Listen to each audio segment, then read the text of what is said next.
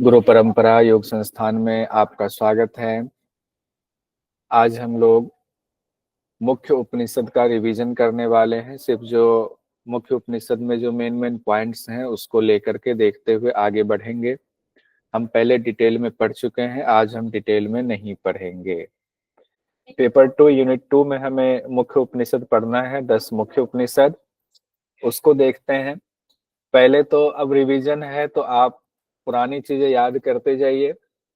उपनिषद क्या है, कहाँ से आया हुआ है? तो उपनिषद वेद का ही एक भाग है, एक उपखंड आप कह सकते हैं। वेद का ही एक उपखंड है, भाग है, जिसमें उपनिषद में यानी ब्रह्म की बात है, आत्मा की बात है, प्राण क्या है, कर्म क्या है, ज्ञान क्या है। बेसिकली उपनिषद ज्ञान कांड ही है। तो ज्ञान कांड में किसका ज्ञान? तो ब्रह्मांड से संबंधित जितने ज्ञान हैं कि ब्रह्म क्या है, किसने रचना की, कैसे ये संसार चलता है, उससे संबंधित ज्ञान।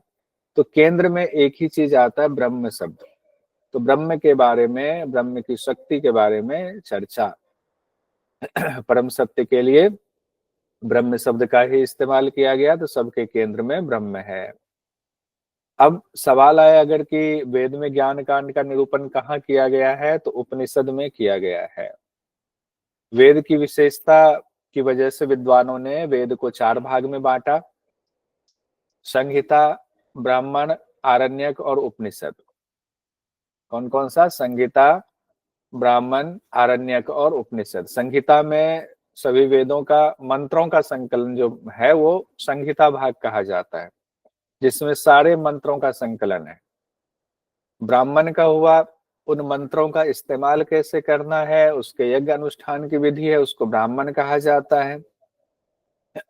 और आरण्यक में होता है जो वानप्रस्थी चले जाते हैं वन में, या उन्होंने गृहस्थ से संन्यास लिया हुआ है, वन को जा रहे हैं, वो जानना चाहते हैं उस ब्रह्म विद्या को, तो वो एकांत में रह करके जब उस विद्या का अध्ययन करते हैं, तो ऐसे ग्रंथ जो उन्हें ब्रह्म से जोड़ने के लिए एक कड़ी के रूप में काम करता है, उसको आरण्यक कहा जाता है। और आरण्यक शब्द आया हुआ है चूंकि पहले गृहस्थ से छोड़ करके लोग वन में जाते थे, गुरु के आश्रम में रहते थे, ब्रह्म विद्या के लिए चीजों को समझने की कोशिश करते थे, जिन ग्रंथों को पढ़ते थे उन्हें आरण्यक कहा जाता था।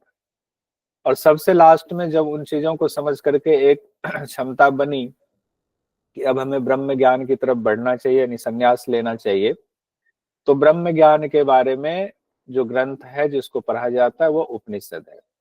तो उपनिषद के में ब्रह्म के बारे में ज्ञान है, मोटा मोटा, बहुत छोटे में हमने किया। अब हमें यूजीसी नेट जेआरएफ सिलेबस के मुताबिक जो पढ़ना है, जिसमें हमारा है 10 मुख्य उपनिषद, वो सीक्वेंस में हमें उपनिषद याद होने चाहिए। तो हम लोगों ने पहले भी याद किया हुआ है, जिसमें है ये कहानी भी हमने देखी हुई थी कि ईसा नाम के एक ऋषि थे, उन्होंने केन में गंगाजल भर के कंठ में माला पहन ली, प्रश्न पूछने लगे, मुंडी हिलाकर मेढक की भांति ऐतरा कर चलने लगे, फिर तितली की तरह छन्ने से गायब हो गए या बृहद रूप धारण कर लिया। और बहुत सारे लोगों को याद करते करते इतना याद हो चुका है कि वो सीधे ही 10 मुख्य उपनिषद को याद कर लिया हुआ। उन्होंने पिछली बार पूछा था, ज्यादातर लोगों की यही स्थिति थी, जिसमें था इसके निकट, प्रश्न, मुंडक, मांडुक, ऐत्रेय, तैत्तिरीय, छांदोग्य और बृहदारण्यक उपनिषद। अब इसको दोबारा हम यहाँ याद करेंगे नहीं, आप कुछ मेहनत खुद भी कीजिए। इसके निकट, प्रश्न, मुंडक, मांडुक, ऐत्रेय, तैत्तिरीय, छांदोग्य, बृहदारण्यक। किस वेद से कौन सा उपनिषद जुड़ा हुआ है, ये भी एग्जाम में पूछा जाता है। तो इसका भी निमोनिक हम लोगों ने देखा था। ऊपर से हम शुरू करेंगे। पहले अगर हमें मुख्य उपनिषद का सिक्वेंस याद आ गया तो हम करते हैं, शुक्ला जी सुबह शाम कृष्ण जपते हैं, तो शुक्ला जी शुक्ल यजुर्वेद और शाम तो सामवेद। उसके बाद हो गया कृष्ण यजुर्वेद। फिर दिन में 3 घंटे अर्थोपार्जन करते हैं, तो अर्थ अर्थ अर्थ, प्रश्न, मुंडक, मांडुक हो गया अर्थ। अथर्ववेद का हो गया। उसके बाद दोपहर में ऋग्वेद पढ़ते हैं, तो ऐत्रेय उपनिषद ऋग्वेद का हो गया। फिर नीचे से ऊपर उसी तरीके से जैसे शुक्ल शाम कृष्ण है, वैसे शुक्ल शाम कृष्ण है, शुक्ला जी शाम को कृष्ण जपते हैं। ये बहुत डिटेल में हम लोग इसको कर चुके थे, अभ्यास भी कर चुके थे, तो अब इसमें और ज्यादा समय नहीं लगाएंगे। क्वेश्चन देखिए, दिसंबर 2023 में पूछा गया, ऐत्रेय उपनिषद संबंधित है यजुर्वेद से, सामवेद से, अथर्ववेद से, ऋग्वेद से। ऐत्रेय उपनिषद, जब आप सीक्वेंस बिठाओगे तो उत्तर आएगा आपका ऋग्वेद, ये ऋग्वेद से संबंधित है। अब एक एक उपनिषद के मुख्य पहलू जो है उसको हम देख लेते हैं, मुख्य बिंदुओं को। पहला मुख्य उपनिषद है हमारा ईशावास्य उपनिषद। ईशावास्य उपनिषद किस वेद से लिया गया है? शुक्ल यजुर्वेद से लिया गया है। शुक्ला जी, शुक्ल यजुर्वेद से। मंत्रों की संख्या 18 है। ईशावास्य उपनिषद में सिर्फ 18 मंत्र हैं। और शुक्ल यजुर्वेद में भी कहा 40वें अध्याय को कहा गया है ईशावास्य उपनिषद। 40वां अध्याय, यजुर्वेद का 40वां अध्याय। अब ईशावास्य उपनिषद नाम क्यों पड़ा इस उपनिषद का? क्योंकि पहले मंत्र में ही ओम ईशावास्यम इदम लिखा हुआ है, इस वजह से नाम पड़ा ईशावास्य उपनिषद। 18 मंत्र है, इससे ये मत सोच लीजिएगा कि सबसे छोटा उपनिषद है। सबसे छोटा उपनिषद मांडुक्य उपनिषद है, जिसमें सिर्फ 12 मंत्र हैं। पहला मंत्र ओम ईशावास्यमिदम इर्वम सर्वम यत् किंच जगत्याम जगत्तेन त्यक्तेन भुंजिथाः मा गृधः कस्य स्विद्धनम। यानी कि ब्रह्मांड में जो कुछ भी जड़ चेतन है वह ईश्वर से व्याप्त है। उस ईश्वर का ध्यान करते हुए अनासक्त कर्म करो, आसक्त मत हो। ये धन धान्य जो कुछ भी पदार्थ है ये किसी का नहीं है।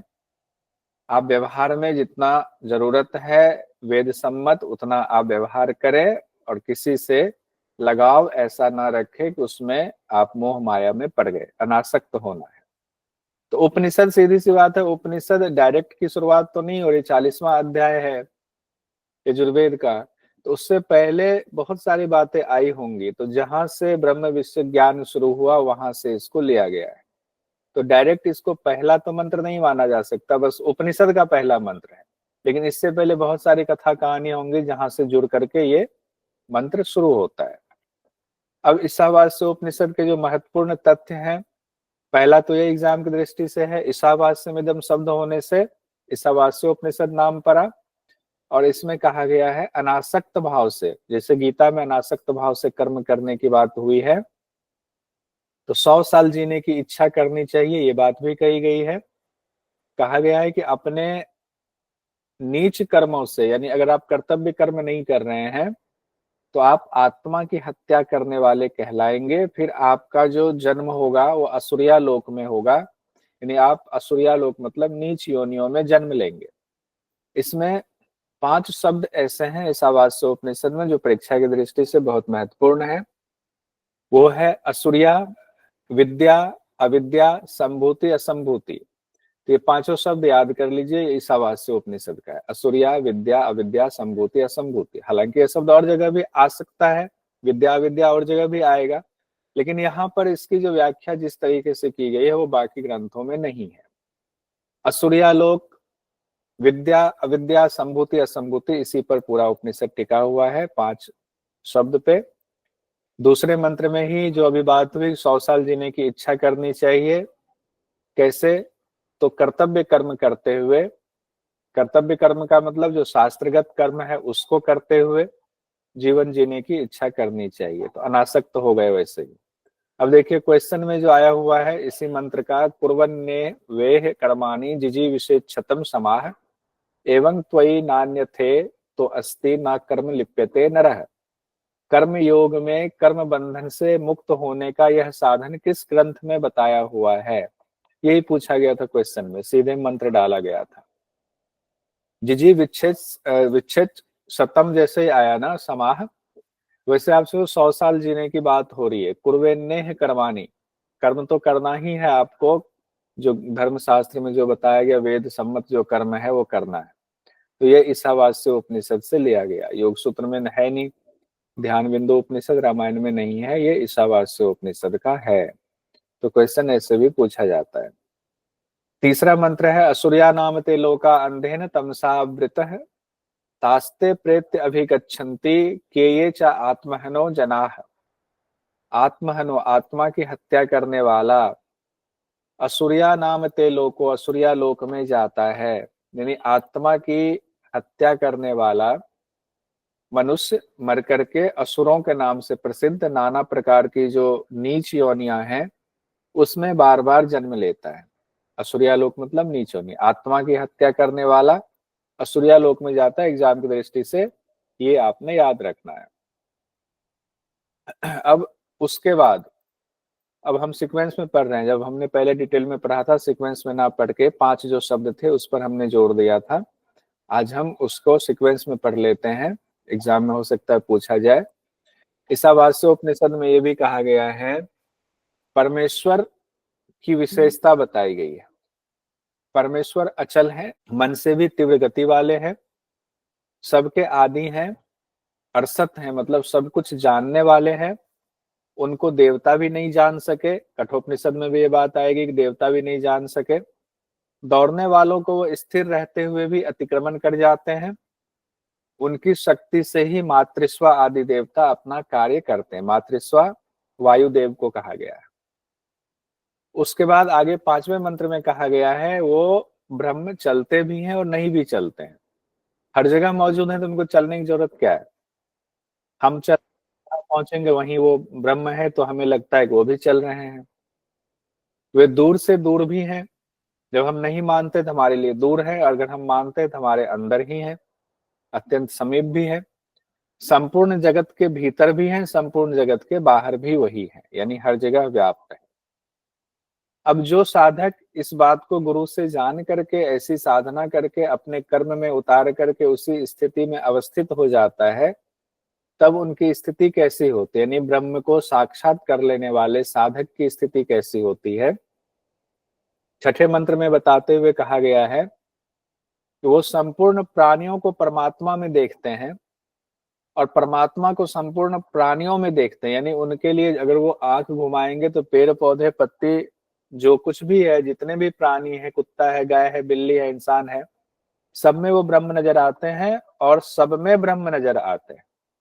तब क्या होता है, जब सब जगह ब्रह्म दिखेंगे उनको तो वो किसी से घृणा नहीं करते। ना बिजो गुप्सते, घृणा नहीं करते हैं किसी से भी। 7वें मंत्र में कहा गया तब ऐसे साधक या प्राणी परमात्म स्वरूप ही हो जाते हैं, यानी उनकी ब्रह्म से परमात्मा से एकता हो जाती है। फिर उनके अंदर ना मोह होता है ना शोक होता है, शोक मोह से वो परे हो जाते हैं।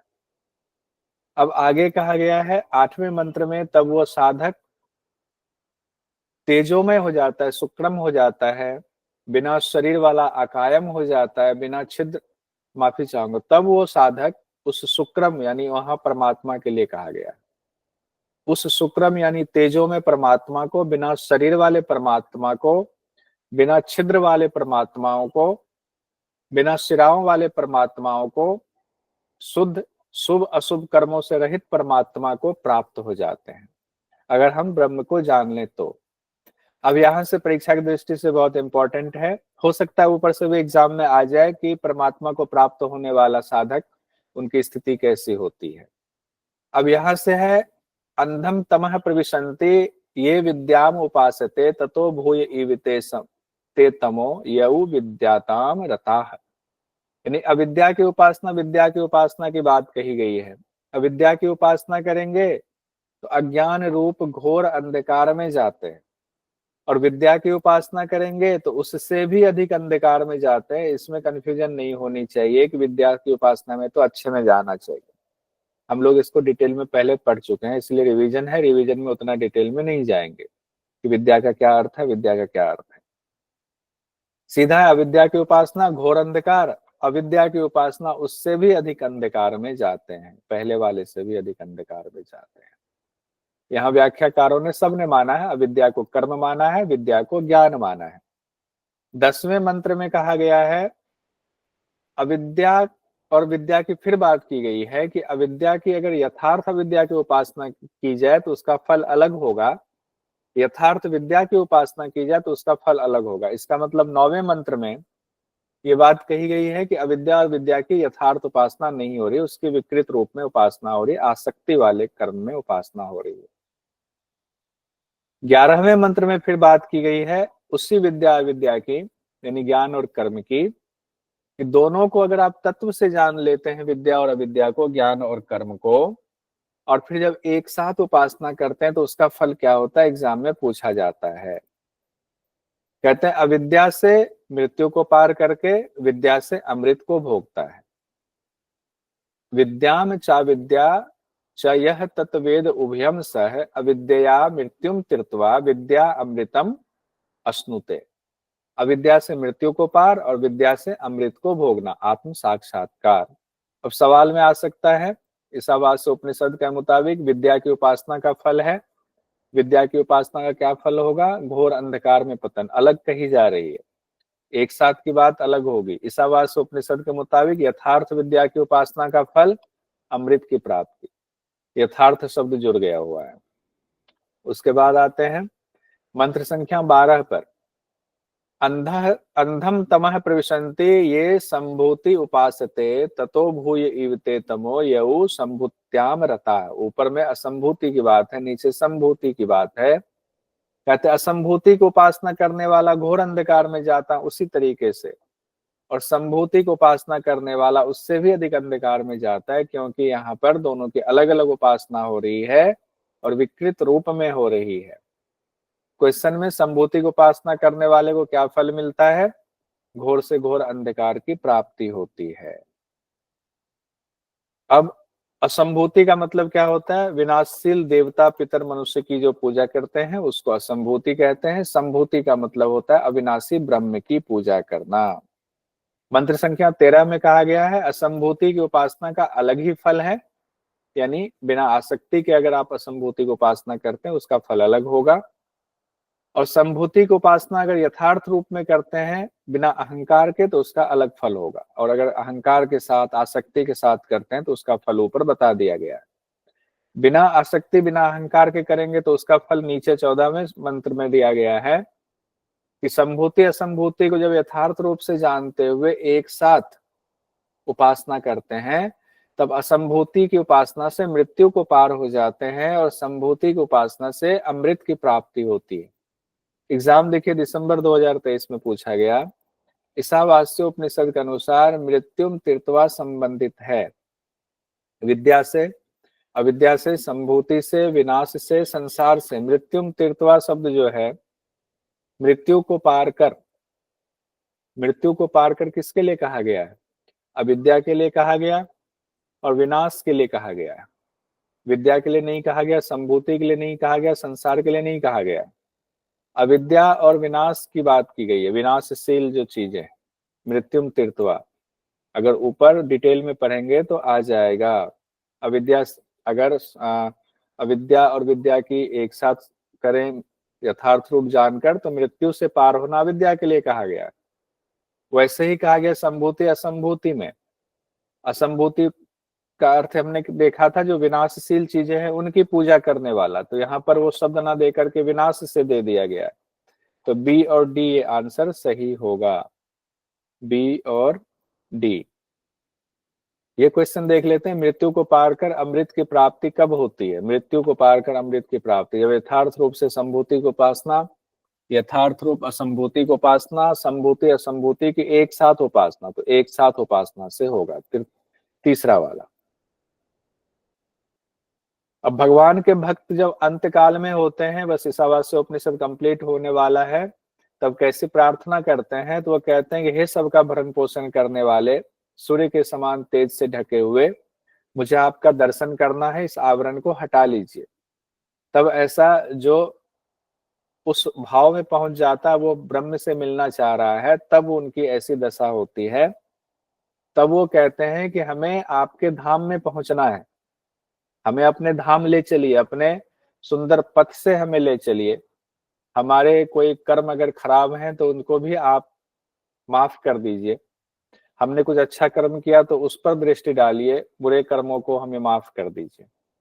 और डिटेल नहीं पढ़ेंगे। ईशावास्य उपनिषद कंप्लीट हुआ। दूसरा मुख्य उपनिषद है, इसके बाद केन, फिर कठ आएगा। दूसरा मुख्य उपनिषद केन उपनिषद है। केन उपनिषद सामवेद से लिया गया है। शुक्ला जी शाम को तो सामवेद से लिया गया है। सामवेद में भी कहा तलवकार ब्राह्मण के अंतर्गत यह उपनिषद है। तलवकार ऋषि का लिखा हुआ है, तलवकार ब्राह्मण का 9वां अध्याय, उसी को केन उपनिषद कहा गया। तलवकार ब्राह्मण का 9वां अध्याय, ध्यान रखेंगे। केन उपनिषद के और भी नाम है। कौन कौन से नाम है? तलवकार उपनिषद भी कहा जाता है, जैमिनीय उपनिषद भी कहा जाता है, और ब्राह्मणोपनिषद भी कहा जाता है। ये भी ध्यान रखेंगे।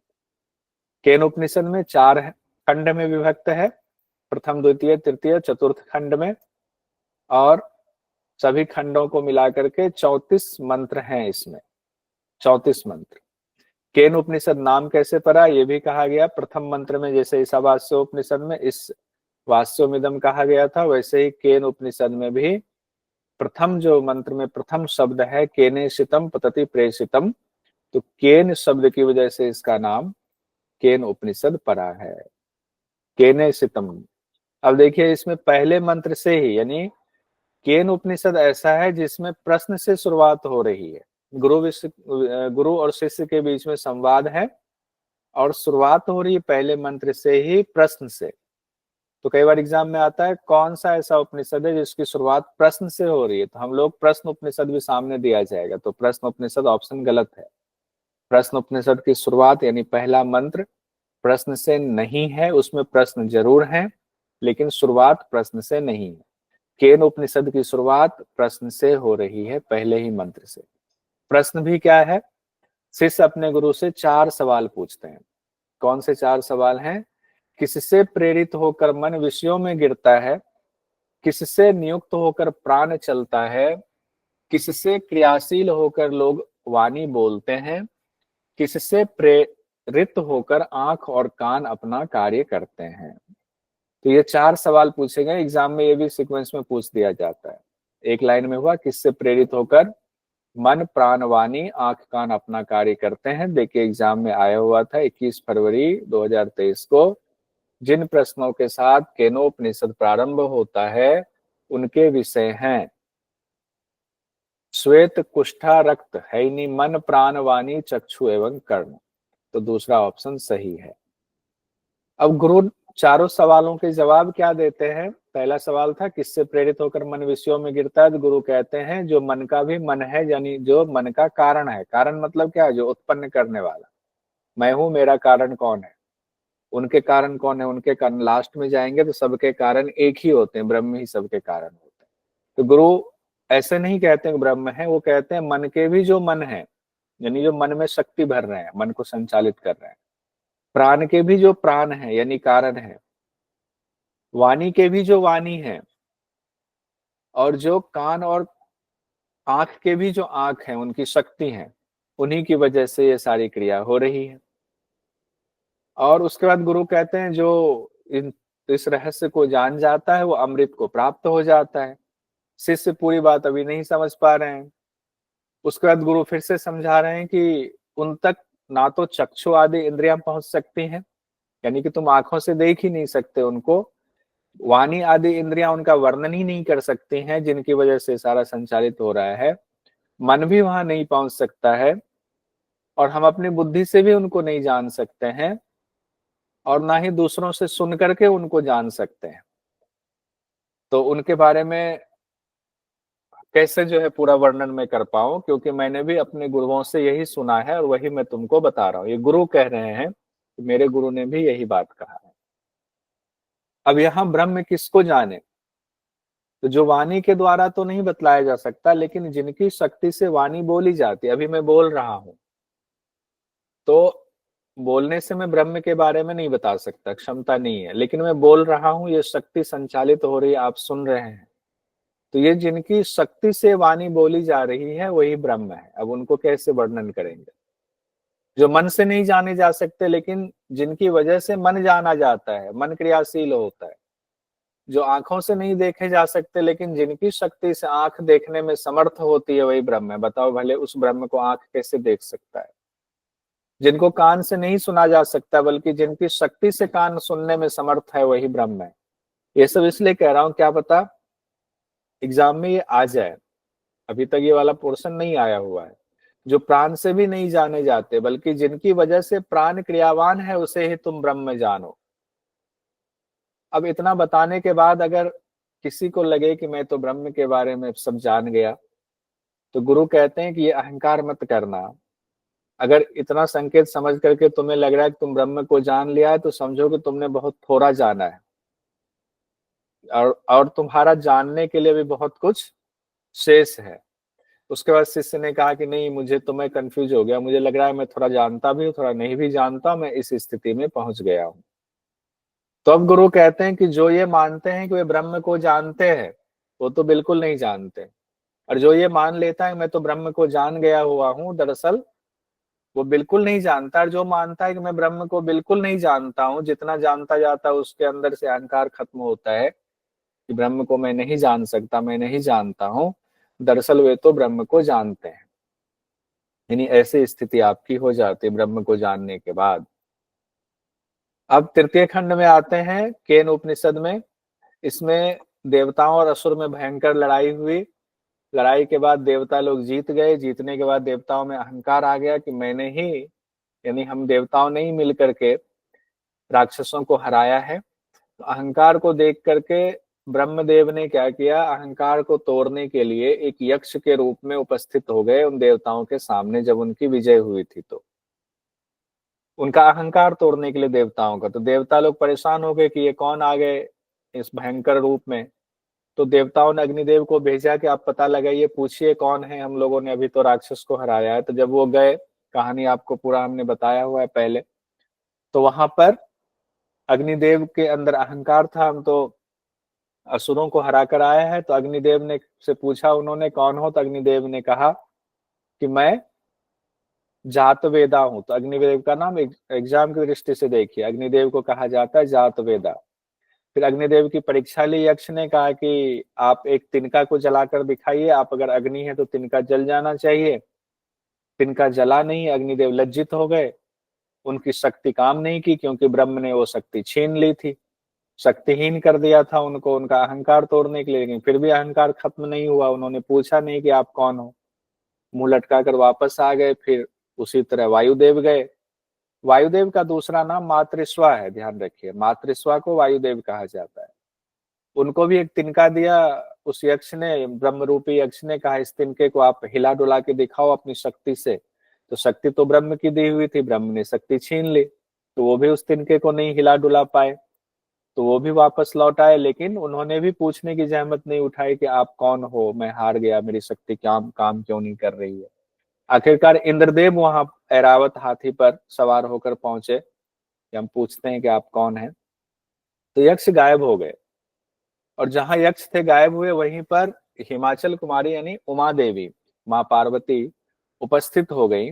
और माँ पार्वती ने फिर इंद्र को बताया, चतुर्थ खंड में ये चर्चा है, कि वो ब्रह्म थे जो तुम लोगों का अहंकार तोड़ने के लिए उपस्थित हुए थे। क्योंकि तुम लोग अहंकार हो गए थे, तुम लोग ये भूल गए कि तुम्हारी शक्ति ब्रह्म की शक्ति है।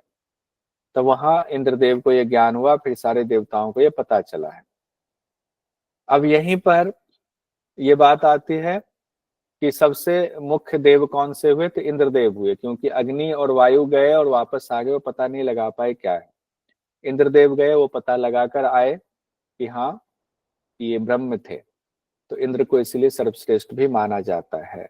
अग्निदेव का नाम क्या हुआ? जातवेदा। वायुदेव का नाम मातृस्वा, ये एग्जाम में आता है।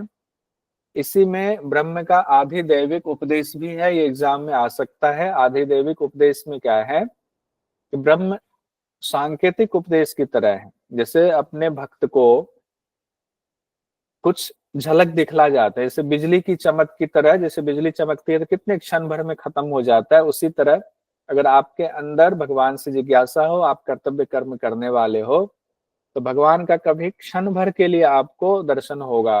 कुछ ऐसी घटनाएं, दिव्य घटनाएं घटेंगी, जैसे पलक झपकने भर के लिए होंगी।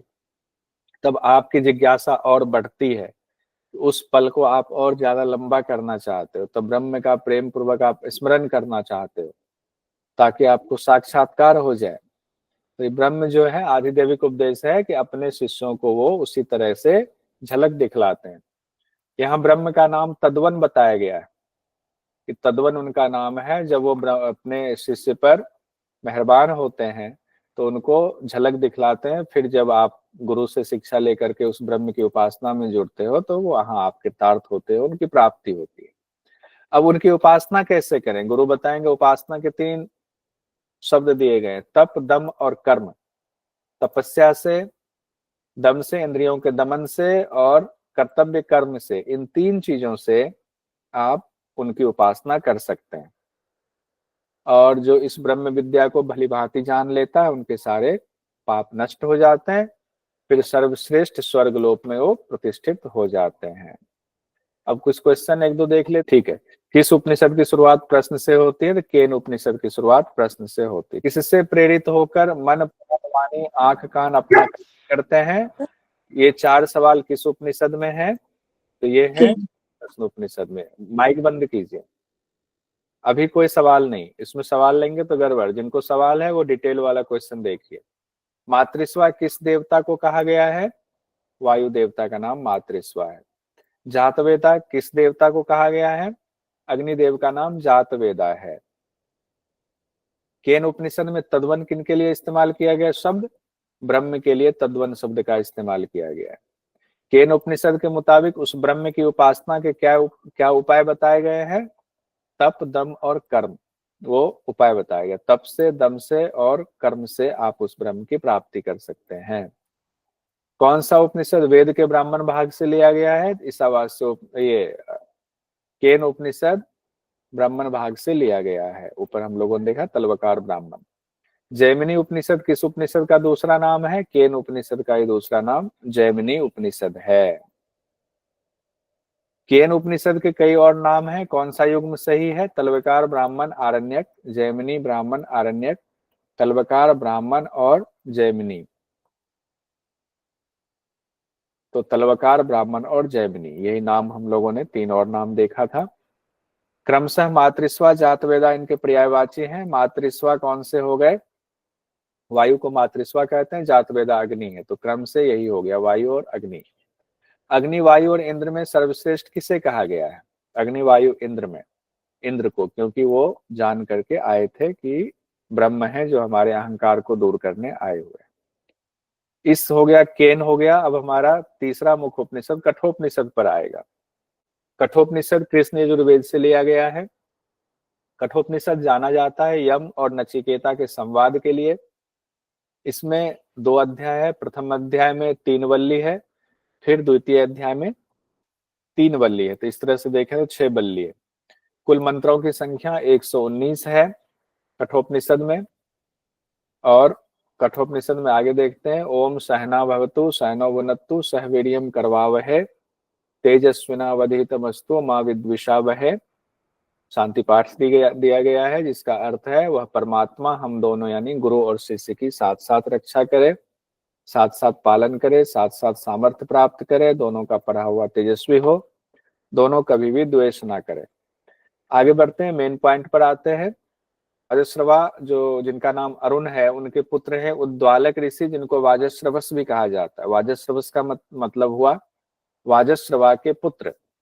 उन्होंने एक यज्ञ किया था जिसको कहा जाता है विश्वजीत यज्ञ। विश्वजीत यज्ञ का मतलब होता है उनके पास जितनी धन संपत्ति थी सब वो अब दान कर देंगे। और उद्दालक ऋषि के पुत्र का नाम है नचिकेता। तो जब वो अपना सब कुछ दान दे रहे थे तो उनके छोटे पुत्र जो नचिकेता थे वो सब देख रहे थे क्या क्या दान में दे रहे हैं। उन्होंने देखा कि ऐसी गायें दी जा रही हैं जो अब किसी काम की नहीं है, जो अब गर्भवती नहीं हो सकती हैं, जो दूध नहीं दे सकती हैं, उनमें शक्ति नहीं है तो वो अन्न को खा पाए, तो ऐसे गाय को दान देने का क्या अर्थ है। तो इसीलिए नचिकेता ये सोचने लगे कि इससे तुम्हारे पिताजी को पाप लगेगा। तो उन्होंने सोचा कि मैं भी तो पिताजी का बहुत प्यारा हूँ, तो मैं खुद भी कह देता हूँ पिताजी को मुझे किसी को दान दे दो। तो वो जाकर के जिद करने लगे, पिताजी मुझे किसको दान दे रहे हो, मुझे किसको दे रहे हो। तो पिताजी गुस्सा हो गए उद्दालक ऋषि, उन्होंने कहा जाओ तुमको मृत्यु को दान देता हूँ। अब मृत्यु को मुंह से निकल गया तो अब मृत्यु लोक में जाना पड़ेगा। तो यमराज के पास पहुंच गए नचिकेता। नचिकेता यमराज के पास पहुंचे तो यमराज थे नहीं वहां पर। 3 दिन तक उनको इंतजार किया उन्होंने, भूखे प्यासे उनके दरवाजे पर बैठे रहे। जब लौट कर आए यमराज, उनको पता चला तो उन्होंने 3 दिन जो भूखे प्यासे रहे नचिकेता, उसके बदले में यमराज ने नचिकेता को कहा कि 3 वरदान तुम उसके बदले में मांग लो। अब 3 वरदान जब मांग रहे हैं तो पहला वरदान मांगा, ये तीनों वरदान आपको सीक्वेंस में याद होना चाहिए कि गौतम वंश से मेरे पिता मेरे प्रति शांत हो, प्रसन्न चित्त हो, क्रोध रहित हो जाए। जब आप मुझे यहाँ से वापस मेरे पिताजी के पास भेजो तो पहले की तरह ही मुझसे प्रेम पूर्वक बात करें। तो यमराज ने कहा ठीक है, ऐसा ही होगा, यानी कि अपने वापसी का इंतजाम पहले वरदान में कर लिया। दूसरा वरदान में उन्होंने कहा कि स्वर्ग प्राप्ति के लिए अग्नि विद्या क्या है वो मुझे बता दीजिए, कि स्वर्ग में तो बहुत सुख सुविधाएं हैं, अग्नि विद्या से उसकी प्राप्ति होती है। अग्नि विद्या का मतलब होता है यज्ञ की विद्या, यज्ञ जो विधि विधान किया जाता है वो। अग्नि विद्या भी बता दिया यमराज ने, अग्नि विद्या क्या है। और अग्नि विद्या बताने के बाद उसको हूबहू नचिकेता ने याद कर लिया, तो खुश होकर के यमराज ने कहा कि आज से अग्नि विद्या तुम्हारे नाम से जानी जाएगी, यानी अग्नि विद्या यज्ञ की विद्या वो नचिकेता के नाम से, नचिकेता विद्या के नाम से जानी जाती है। और उसके बाद यमराज ने अपने रत्नों की माला भी नचिकेता को भेंट की थी। मामला फंसा तीसरे वरदान में। जब तीसरे वरदान की बात आई तो नचिकेता ने कहा कि कुछ लोग कहते हैं कि मृत्यु के बाद आत्मा रहती है, कुछ लोग कहते हैं मृत्यु के बाद आत्मा नहीं रहती है, और यमराज आपका तो कारोबार ही है प्राण खींचना, कहने की बात कह रहा हूं। कहा आप तो आत्मदर्शी हैं यमराज, आपका अनुभव क्या कहता है, क्या सच है, सच्चाई क्या है, आत्मा का रहस्य क्या है, वो हमें बताएं। अब यमराज ने सोचा कि ये तो बहुत गूढ़ प्रश्न पूछ लिया आत्मज्ञान का, तो पहले इसकी परीक्षा लेनी चाहिए कि आत्मज्ञान देने के अधिकारी है भी या नहीं है नचिकेता, तब लेंगे। तो यमराज ने पहले तो कहा कि देवता भी इस ज्ञान को नहीं जान पाए, तो तुम क्यों जानना चाहते हो, छोड़ो कुछ और ले लो इस तीसरे वरदान के बदले में। तो यहाँ से क्वेश्चन पूछा जाता है कि यमराज ने नचिकेता को क्या क्या ऑफर किया था। ऑफर किया मतलब क्या क्या कहा कि तुम ये ले लो, ये ले लो। तो देखिए क्या क्या कहा था। कहा 100 साल जीने की इच्छा वाले पुत्र पौत्र मांग लो, गाय मांग लो, हाथी ले लो, घोड़े ले लो, भूमंडल का साम्राज्य ले लो, अपनी लंबी उम्र मांग लो, आत्मविषयक वरदान के बराबर जो चाहो मांग लो, बस आत्मविषयक आत्मा के बारे में ज्ञान ये मत मांगो, ये वरदान छोड़ दो। मैं तुम्हें भोग भोगने वाला बना देता हूँ, रथ ले लो सुंदर सुंदर, स्वर्ग की अप्सराओं को ले जाओ, सेवा करवाओ। ऐसी सुंदरता पृथ्वी पर कहीं नहीं होंगी जो अप्सराओं को है, उनसे अपनी सेवा कराओ, बस आत्मा के बारे में कुछ मत पूछो। फिर नचिकेता ने कहा कि हमें क्षणभंगुर भोग नहीं चाहिए, सब तो नाशवान है, रथ अप्सराएं नाच गान ये सब आप अपने पास ही रखिए, हमें नहीं चाहिए। आपके दर्शन हो गए हैं तो जरूरत की चीजें तो यूं भी आपसे मिल जाएंगी, पहला दूसरा वरदान आपने ऐसे भी दे दिया हुआ है, तो इसीलिए वरदान नहीं चाहिए, हमें तो आत्मज्ञान ही चाहिए। अब उसके बाद बात आती है कि अब यमराज उनको ब्रह्म ज्ञान के बारे में बता रहे हैं, एग्जाम की दृष्टि से बहुत महत्वपूर्ण है। श्रेय मार्ग और प्रेय मार्ग के बारे में बता रहे हैं। आज श्रेय मार्ग प्रेय मार्ग की चर्चा कहाँ है, कठोपनिषद में है। यमराज बता रहे नचिकेता को, यम नचिकेता संवाद में है। कल्याण का साधन को श्रेय मार्ग कहा गया है और प्रेय मार्ग, प्रिय लगने वाली भोग का साधन प्रेय मार्ग कहा गया है। यानी जो विनाशशील चीजें हैं जब उसमें हम लगते हैं तो प्रेय मार्ग होता है, प्रभु में भगवान में लगते हैं, अनासक्ति से हम कोई कार्य करते हैं, वो श्रेय मार्ग की श्रेणी में आता है। अब यमराज कहते हैं कि बुद्धिमान पुरुष दोनों मार्गों को अलग अलग समझ लेता है और श्रेष्ठ मनुष्य श्रेय मार्ग को चुनता है, और मंद बुद्धि वाले क्या करते हैं, प्रेय मार्ग को चुनते हैं, हम अपने से सब कुछ करेंगे। योगक्षेम अपनी पूरा करने के लिए प्रेय मार्ग को कौन चुनता है, मंद बुद्धि वाला। आगे बढ़ते हैं हम लोग। अब नचिकेता से कह रहे हैं यमराज कि तुमने श्रेय मार्ग को चुना है, क्यों, श्रेय मार्ग श्रेष्ठ है, कल्याण का मार्ग है, प्रभु के तरफ जाने का मार्ग है, आत्मदर्शन का मार्ग है। विद्या अविद्या में से तुमने विद्या को चुना है, बाकी लोग जन्म मरण के चक्र में फंसे हुए हैं, क्योंकि श्रेय मार्ग की जगह प्रेय मार्ग को चुन लेते हैं। उसके बाद कहते हैं, यहां से और इम्पोर्टेंट है, पूछा जाता है, ये आत्मज्ञान सूक्ष्म से सूक्ष्म है, किसी उपदेश से आसानी से समझ में नहीं आता। ये पूछा जाता है कैसे आत्मज्ञान नहीं आता, किसी के उपदेश लेने से आत्मज्ञान समझ में नहीं आता है। बुद्धि तर्क से भी आत्मज्ञान समझ में नहीं आता है।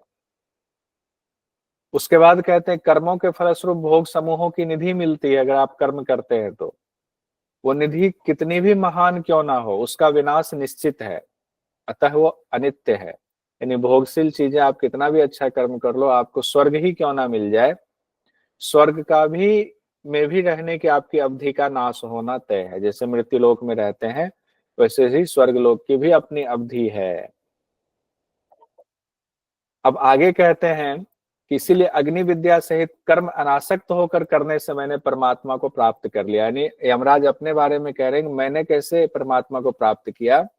अग्नि विद्या का मैंने भी किया संधान, लेकिन मैंने अनासक्त होकर किया। अग्नि विद्या इसलिए नहीं किया कि मुझे स्वर्ग की प्राप्ति चाहिए थी, अनासक्त किया तो मैंने परमात्मा को प्राप्त कर लिया।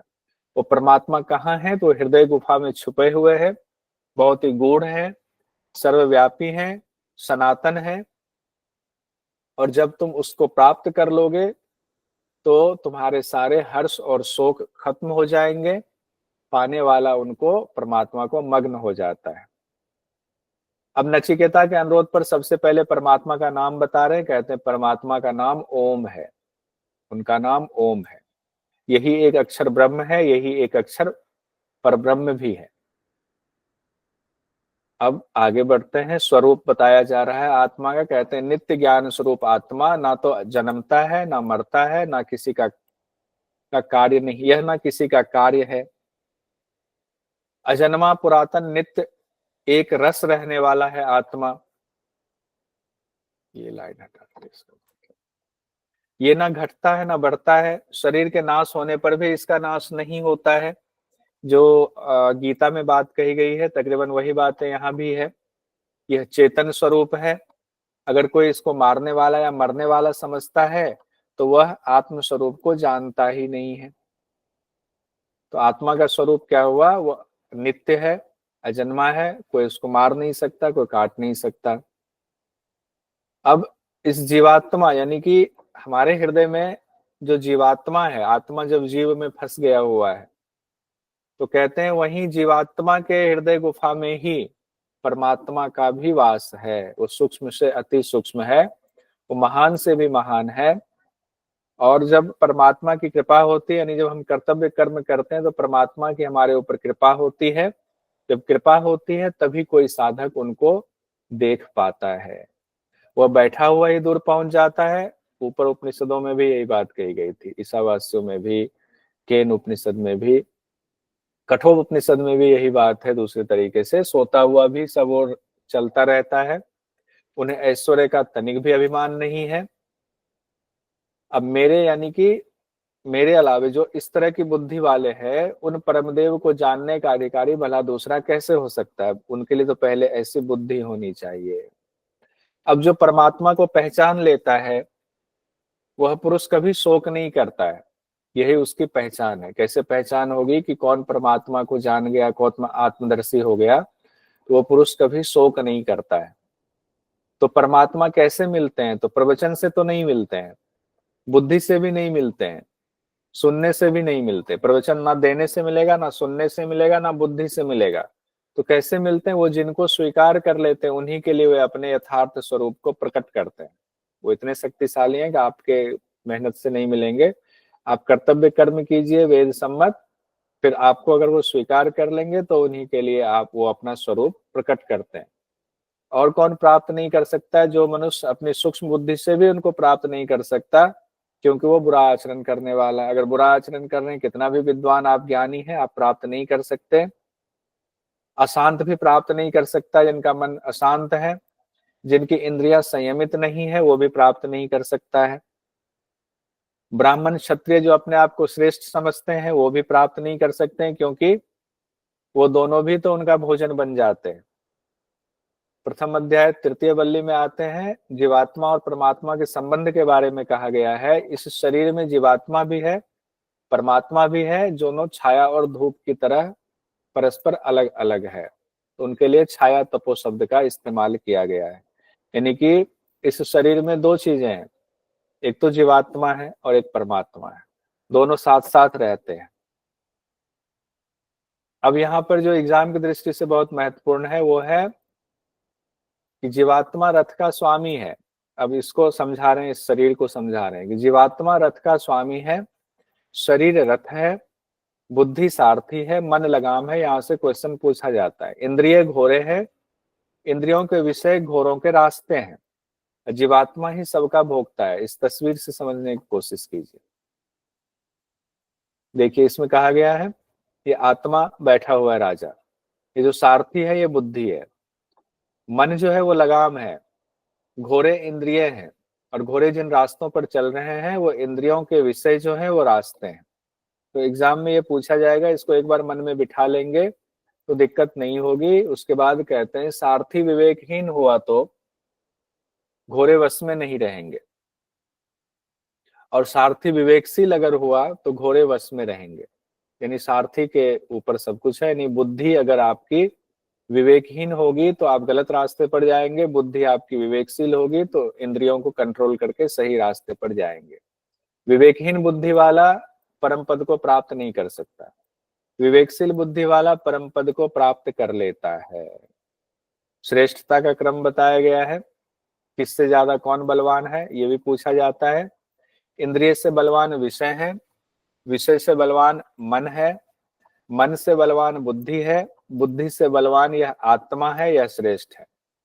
और आत्मा से भी बलवान अव्यक्त माया है, और अव्यक्त माया से भी बलवान पुरुष यानी परमेश्वर है। यहाँ आत्मा का तात्पर्य जीवात्मा से है, और जीवात्मा से भी बलवान कौन है? अव्यक्त माया।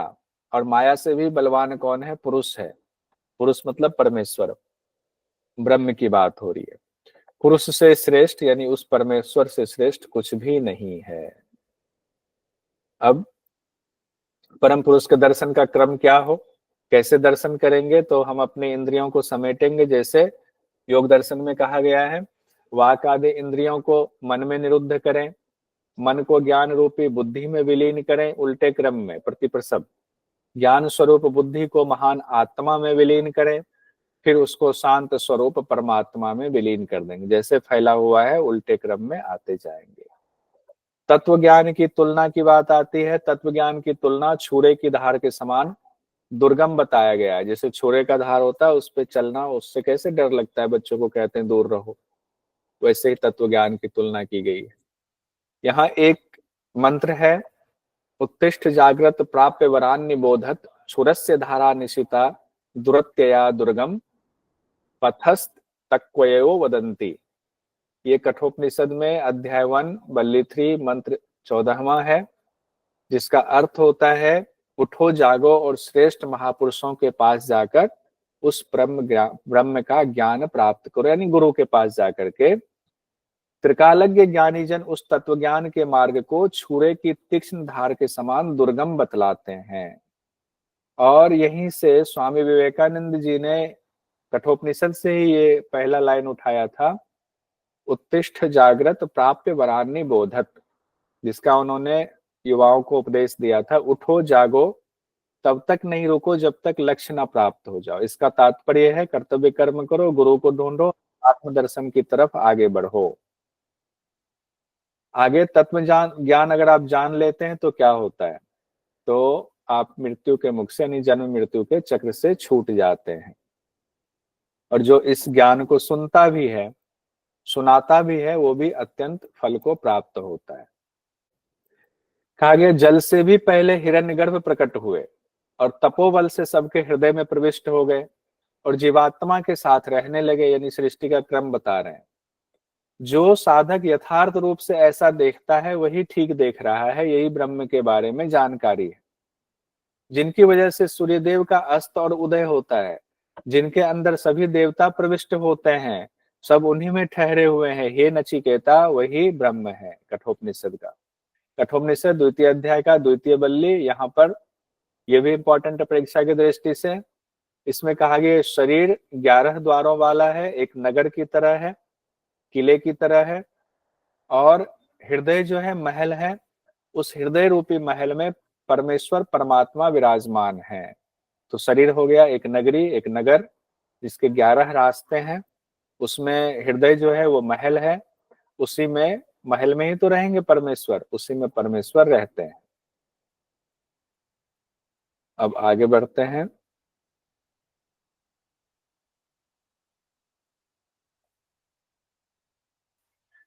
कहते हैं शरीर कैसे जीता है। कहते हैं शरीर ना तो प्राण से जीता है ना अपान से जीता है, बल्कि प्राण और अपान को जो आश्रय देता है, जो उसको संचालित करता है, जहां से प्राण अपान उत्पन्न हुआ है, उससे जीता है, यानी उस परमात्मा से जीता है। मरने के बाद जीवात्मा का क्या होता है, जो सवाल पूछा था, तो कहते कर्मों के हिसाब से सबको अपनी योनि प्राप्त होती है। कितने ही जीवात्मा अलग अलग योनि में चले जाते हैं, कितने ही दूसरी योनि में चले जाते हैं, स्थानीय योनि में चले जाते हैं, कोई जानवर बन जाते हैं, कुछ उच्च योनि में चले जाएंगे, कुछ निम्न योनि में चले जाएंगे। अब आगे बढ़ते हैं, इसको बहुत ज्यादा नहीं देखेंगे। नचिकेता को ब्रह्म के बारे में पूरा ज्ञान दे दिया गया है। अब यहां तक जब इतना बता दिया, तो नचिकेता के मन में विचार आता है, क्या वो परब्रह्म प्रत्यक्ष प्रकट होते हैं, क्या उनको अनुभव में लाया जा सकता है।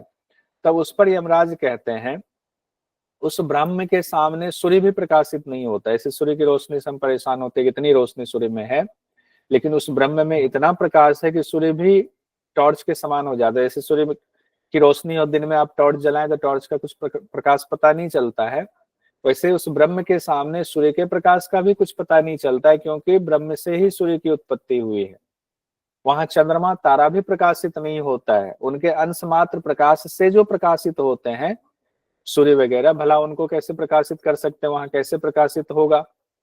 अब द्वितीय अध्याय तृतीय वल्ली लास्ट में बात कही गई है, जो भगवत गीता में कही गई है, अश्वत्थ वृक्ष की बात, जो उल्टा वृक्ष है, सनातन वृक्ष जिसको कहते हैं, उसकी चर्चा कठोपनिषद में भी है। कहा गया है कि जो उल्टा वृक्ष है, उसकी जड़ जो है मूल ब्रह्म है, वही अमृत है। सभी लोग उसके आश्रित है। उन्हीं के भय से, उन्हीं उस परमात्मा के भय से ही अग्नि तपती है, सूर्य अपना कार्य कर रहे हैं, जितने देवता हैं वो अपना कार्य कर रहे हैं, पंचम मृत्यु अपना काम करते हैं। पंचम मृत्यु क्या है मुझे भी समझ में नहीं आया, और मुझे इसका पता भी नहीं चला है, लेकिन पंचम मृत्यु शब्द लिखा हुआ है। अगर इस शरीर के रहते परमात्मा को आपने साक्षात कर लिया तो ठीक है, नहीं कर पाए तो अनेकों अनेक योनियों में आपको भटकना पड़ता है, बड़ी मुश्किल से मनुष्य योनि मिलती है। एक बार फिर से देखिए, इंद्रियों से मन श्रेष्ठ है, मन से बुद्धि श्रेष्ठ है, बुद्धि से जीवात्मा श्रेष्ठ है, जीवात्मा से अव्यक्त श्रेष्ठ है, अव्यक्त से श्रेष्ठ पुरुष यानी परमात्मा है। ये बात फिर से कही गई। और जो इंपॉर्टेंट है वो है योग क्या है। द्वितीय अध्याय तृतीय वल्ली में चर्चा है, मंत्र संख्या 10वें 11वें में, जिसमें कहा गया है मन सहित पांचों ज्ञानेंद्रियां स्थिर हो जाती हैं, जब बुद्धि भी अब किसी प्रकार की चेष्टा नहीं करती है, उस स्थिति को परम गति कहा जाता है। तामाहुः परमाम गति, जब मन सहित पांचों इंद्रियां स्थिर हो जाती हैं, यदा पंचावतिष्ठन्ते ज्ञानानि मनसा सह बुद्धिश्चना विचेष्टति तामाहु परमाम गति। मन सहित पांचों ज्ञानेंद्रियां स्थिर हो गई, बुद्धि भी किसी प्रकार की चेष्टा नहीं करती है, उस स्थिति को परम गति कहा जाता है। अब ये वाला बहुत इंपॉर्टेंट है, ताम योगमिति मन्यन्ते स्थिराम इंद्रिय धारणाम अप्रमत्त स्तदा भवति योगो ही प्रभवाप्ययोः। यानी इंद्रियों की स्थिर धारणा को ही योग कहा जाता है। इंद्रियों की स्थिर धारणा, उस समय साधक क्या होता है, इंद्रियों की स्थिर धारणा होने पर अप्रमत्त स्थिति हो जाती है, प्रमाद रहित हो जाता है। परंतु यह योग और उदय, लेकिन ये योग की स्थिति जो है वो उदय और अस्त होने वाला है। अब योग से जब हृदय की सारी ग्रंथियां आप खोल लेते हैं, सारे संशय आपके मिट जाते हैं, हृदय की सारी ग्रंथियां भली भांति खुल जाती है, तो सारे संशय मिट जाते हैं, वह साधक अमृत को प्राप्त हो जाता है। यही वेदांत का सिद्धांत है। हृदय से कहा गया कितनी प्रधान नारियां निकलती हैं, 101। उनमें से भी एक नारी ऐसी है जो ऊपर की तरफ जाती है, सुषुम्ना नाड़ी, उसको व्याख्याकारों ने कहा है। बाकी की 100 नाड़ियां अलग अलग जगहों पर शरीर में जाती हैं, यानी अलग अलग योनियों में ले जाती हैं। अगर आपने सुषुम्ना नाड़ी का संधान किया तब तो मोक्ष की तरफ जाएंगे, बाकी नाड़ियों में यानी भोग विषय में रह गए तो विभिन्न योनियों में आपको ले जाने वाली होती हैं। कठोपनिषद में कितनी प्रधान नाड़ियों की चर्चा है? 101 प्रधान नाड़ियों की चर्चा है। योग की परिभाषा, मन पर नियंत्रण, इंद्रिय मन बुद्धि पर नियंत्रण, इंद्रिय और बुद्धि पर नियंत्रण, शरीर और मन पर नियंत्रण, इंद्रिय मन बुद्धि पर नियंत्रण। कठोपनिषद के अनुसार यमराज ने नचिकेता को क्या प्रलोभन दिए थे? शतासिक आयु के पुत्र और पौत्र आदि ले लो, गाय ले लो, हाथी ले लो, अश्व ले लो, भूमंडल का साम्राज्य ले लो, आत्मज्ञान ले लो। तो इसमें क्या होगा? 1 2 3, पहला दूसरा तीसरा तीनों ही है। आत्मज्ञान छोड़ करके बाकी चीजें कह रहे थे ले लो। ये क्वेश्चन पूछा गया था। यहाँ कठोपनिषद में हमारा संपन्न हुआ। 3 उपनिषद हो गए हमारे। चौथा उपनिषद है प्रश्न उपनिषद। प्रश्न उपनिषद भी देख लेते हैं। प्रश्न उपनिषद में जैसा कि नाम है तो ऐसा मत सोचिए कि प्रश्न उपनिषद की शुरुआत प्रश्न से हो रही है, लेकिन इसमें प्रश्न है। गुरु और शिष्य के बीच प्रश्न है। गुरु है और 6 शिष्य हैं। पिपलाद ऋषि है गुरु और 6 शिष्य के नाम है सुकेशा है, सत्यकाम है, सौर्यायनी है, आशुलायन है, भार्गव है, कबंधी है। पिपलाद ऋषि और उनके 6 शिष्य की कहानी है इसमें। पहले ये देख लेते हैं प्रश्न उपनिषद किस वेद से संबंधित है। तो अथर्ववेद से संबंधित है प्रश्न उपनिषद। अथर्ववेद में भी जैसा कि पिपलाद ऋषि की बात आ रही, पिपलाद शाखीय ब्राह्मण भाग से लिया गया है, यानी पिपलाद ऋषि की बात इसमें आई है। पिपलाद ऋषि ही इसके लिखने वाले हैं। कुल मंत्र है 67 प्रश्न उपनिषद में, और इसमें बहुत सुंदर आध्यात्मिक कहानी है। शुरुआत प्रश्न से नहीं हो रही है। शुरुआत कहाँ से हो रही है? कहते हैं 6 ऋषि थे, युवा ऋषि, जो अभी पढ़ के निकले थे, ज्ञानवान थे, लेकिन ब्रह्म ज्ञान उनको नहीं मिला था। तो 6 ऋषि को ये विचार करने लगे कि हमें ब्रह्म ज्ञान चाहिए, किनसे ले? तो उनको पता चला पिपलाद ऋषि ब्रह्म ज्ञानी है, उनके पास चलते हैं। तो सभी 6 युवा ऋषि पिपलाद ऋषि के पास पहुंचे। और पहले नियम होता था किसी ऋषि के पास अगर आप ब्रह्म ज्ञान लेने जा रहे हो तो समिधा लेकर के जाना होता है। समिधा लेकर के सब लोग पहुंच गए वहां आश्रम में। आश्रम में पहुंचे तो गुरु समझ गए कि समिधा लेकर आए हुए हैं, तो ये हमें गुरु बनाना चाह रहे हैं, ब्रह्म ज्ञान की इनकी आत्मज्ञान की जिज्ञासा है। तो उन्होंने कहा कि नहीं, ऐसे तो आत्मज्ञान नहीं देंगे, हमारा नियम है कि तुम लोग पहले हमारे आश्रम में 1 साल तक रहो, हमारे साथ तपस्या करो, वेदों को तुम लोगों ने पढ़ रखा है, 1 साल तपस्या करो, ब्रह्मचर्य का पालन करो। 1 साल जब पूरा होगा, यानी कि उस योग्य हम बना देंगे कि तुम हमारी बात समझ पाओ, तो 1 साल बाद फिर अपने सवाल पूछना।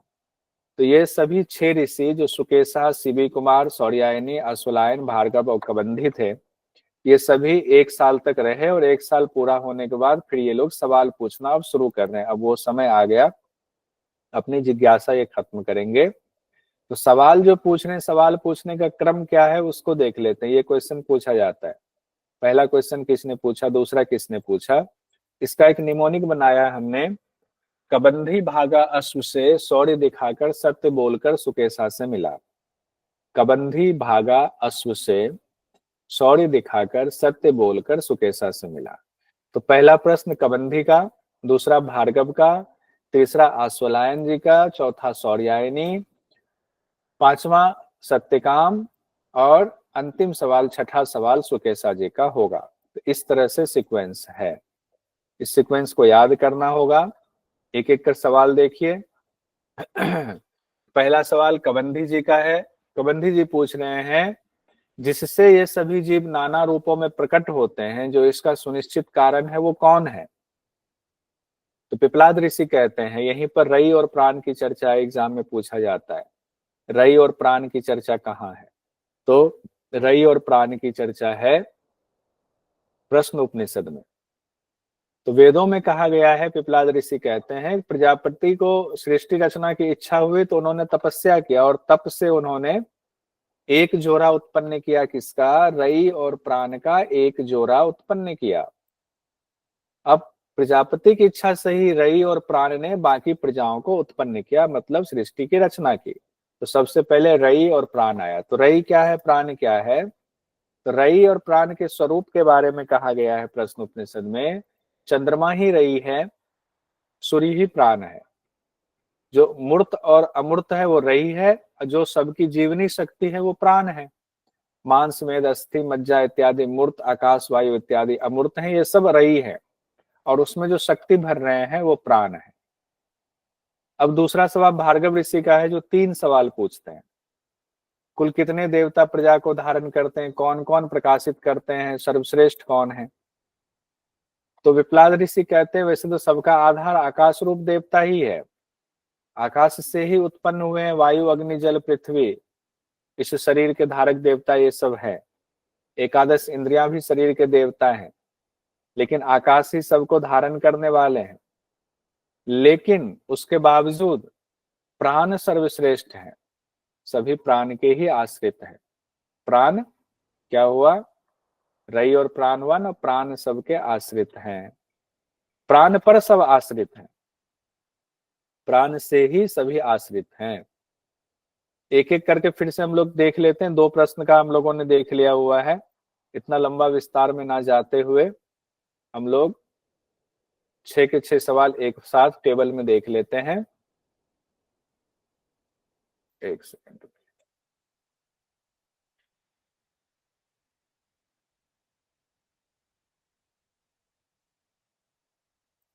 तो पहला सवाल कवंधी जी का था, वो हमने देख लिया। वहीं पर रई और प्राण की चर्चा आई थी, उसी में उत्तरायण दक्षिणायन की चर्चा आई है। उत्तरायण को मोक्ष वाला रास्ता बताया गया, दक्षिणायन को भोग वाला रास्ता बताया गया है।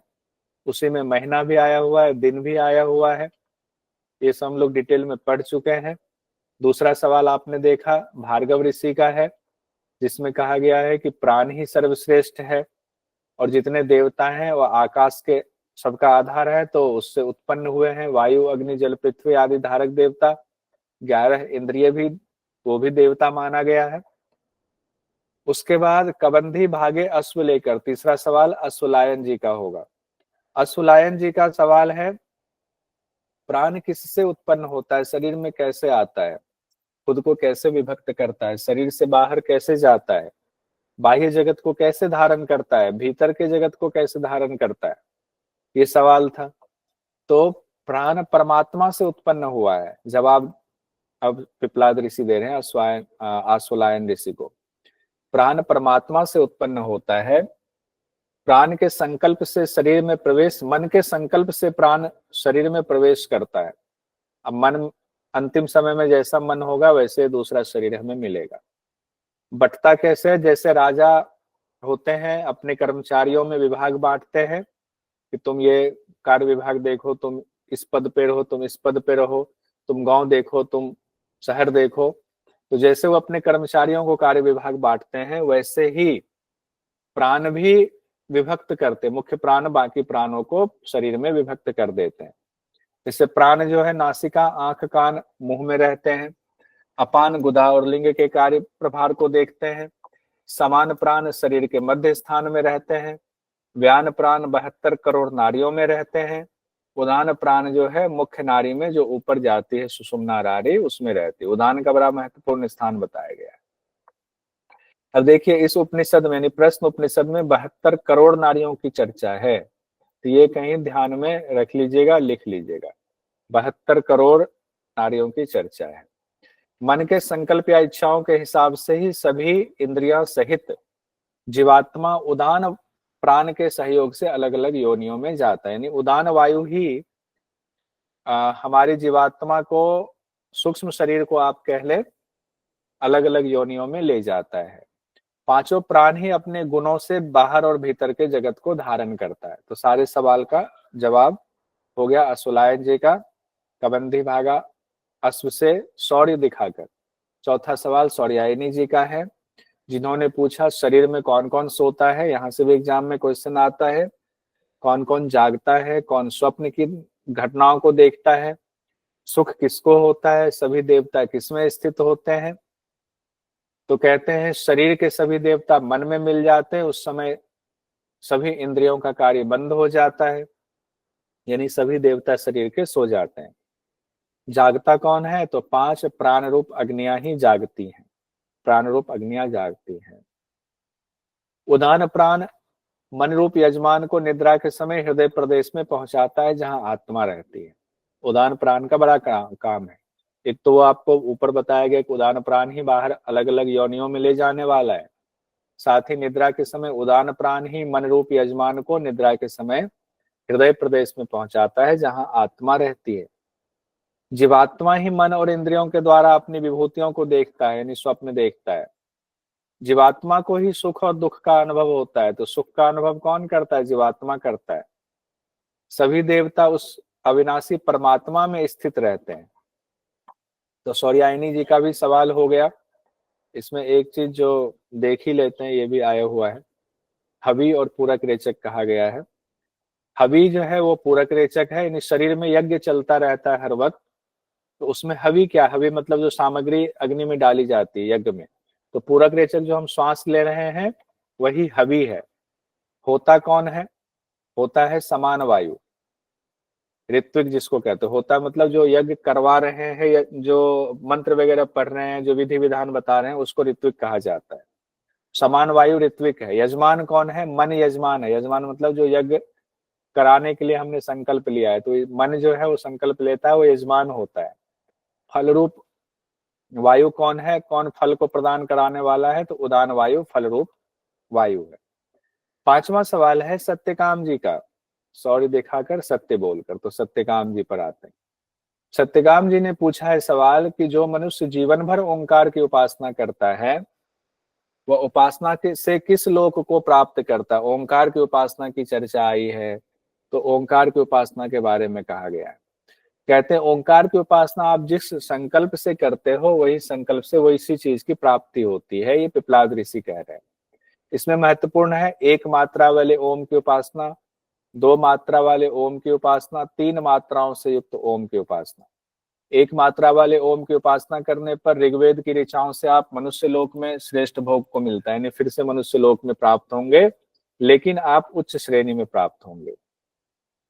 दो मात्रा वाले ओम की उपासना करेंगे तो आप यजुर्वेद के मंत्र द्वारा आप किसका सूक्ष्म शरीर चंद्रलोक यानी स्वर्ग लोक में जाएगा, और जितना आपका फल बचा है उतने दिन तक आप स्वर्ग लोक में रहेंगे। फल खत्म होगा, फिर से आपको पृथ्वी लोक पर यानी कि मृत्यु लोक में वापस आना पड़ेगा। तीन मात्राओं वाले ओम की उपासना अगर आप करते हैं तब जाकर के आपको मुक्ति मिलती है, यानी पहले आप सूर्य लोक में जाते हैं, फिर सामवेद की श्रुतियों के द्वारा ब्रह्मलोक में निवास करते हैं, यानी आत्म साक्षात्कार होता है। 5 प्रश्न कंप्लीट हो गया। अब छठा प्रश्न होगा 16 कला वाले पुरुष का सवाल। छठा सवाल यानी अंतिम सवाल है सुकेशा ऋषि का। सुकेशा ऋषि 16 कलाओं वाले पुरुष कौन है, इस पे सवाल पूछा। तो उसका जवाब इस तरह से पिपलाद ऋषि दे रहे हैं। इस शरीर के भीतर 16 कलाओं वाला पुरुष रहता है। 16 कला की जानकारी परमेश्वर ने किस क्रम में रचना की है वो है। 16 कला मतलब क्या? जो उन्होंने अपने आप को फैलाया है, जो ये सृष्टि की रचना की है वो कला ही तो है। तो कहते हैं प्राण की रचना, फिर श्रद्धा की उत्पत्ति हुई, 5 महाभूत की रचना हुई, मन और इंद्रियों की रचना हुई, अन्न की उत्पत्ति हुई, वीर्य की उत्पत्ति हुई, तप आया, मंत्र आया, कर्म होने लगे, लोकों का निर्माण हुआ, लोकों के नामों की रचना हुई। इस तरह से आप गिनेंगे तो 16 उत्पत्ति होती है, वही 16 कला है। तो 16 कलाओं वाले पुरुष के बारे में पूरे ब्रह्मांड में जिससे चीजें संचालित हो रही हैं उसका गूढ़ ज्ञान दिया, वही 16 कला है। और उसके बाद अंत में प्रलय यानी मोक्ष का दृष्टांत इस तरह से दिया हुआ है पिपलाद ऋषि ने कि जैसे सारी नदियां मिलकर के समंदर में लास्ट में चली जाती हैं, उनका अपना अस्तित्व खत्म हो जाता है। समंदर में सभी सभी नदियों का पानी है, लेकिन हम उसको अलग अलग नहीं कह सकते समंदर में पानी लेकर कि किस नदी का पानी है। सारी नदियां अपना अस्तित्व खो देती है, समंदर ही हो जाती है। वैसे ही सारी जीवात्मा अभ्यास करने के बाद, अभ्यास वैराग्य के बाद, जब साधना के बाद परमात्मा में मिल जाते हैं तो जीवात्मा का अस्तित्व खत्म हो जाता है, सब परमात्मा ही परमात्मा रह जाता है। अब यहाँ पर हमारा प्रश्न उपनिषद भी कंप्लीट हुआ, इसका कोई मतलब नहीं है, इसको डिलीट करते हैं।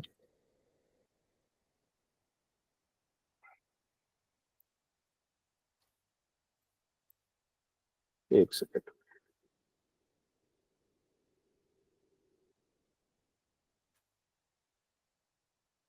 ये तो देख लिया हम लोगों ने।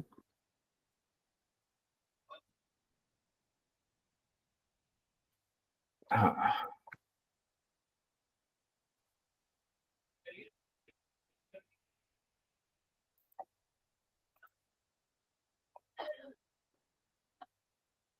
हाँ, ये जानना जरूरी है। जो हमने कहा 72 करोड़ नाड़ियां हैं, कैसे? तो व्यान प्राण के बारे में कहते हैं, जब वहां पर व्यान प्राण की बात आई थी, यह प्रसिद्ध जीवात्मा हृदय प्रदेश में रहता है। उस हृदय में मूल रूप से 100 नाड़ियों का समूह है, और 100 नाड़ियों में से एक एक नाड़ी की 100-100 शाखाएं हैं। अब फिर प्रत्येक शाखा की 72,000 प्रति शाखाएं हैं, उससे छोटी छोटी शाखाएं निकल रही हैं। जब आप उसकी गणना करोगे तो वो 72 करोड़ हो जाती है। डिटेल क्लास में हमने इसकी गणना करके बताया था, पूरे 72 करोड़ नाड़ियों की चर्चा है। और इन सभी नाड़ियों में व्यान वायु विचरण करती है, तो व्यान वायु की बड़ी महत्ता बताई गई। प्रश्न उपनिषद के अनुसार मनुष्य को विभिन्न लोकों में ले जाने का कार्य कौन करता है? तो उदान वायु करता है।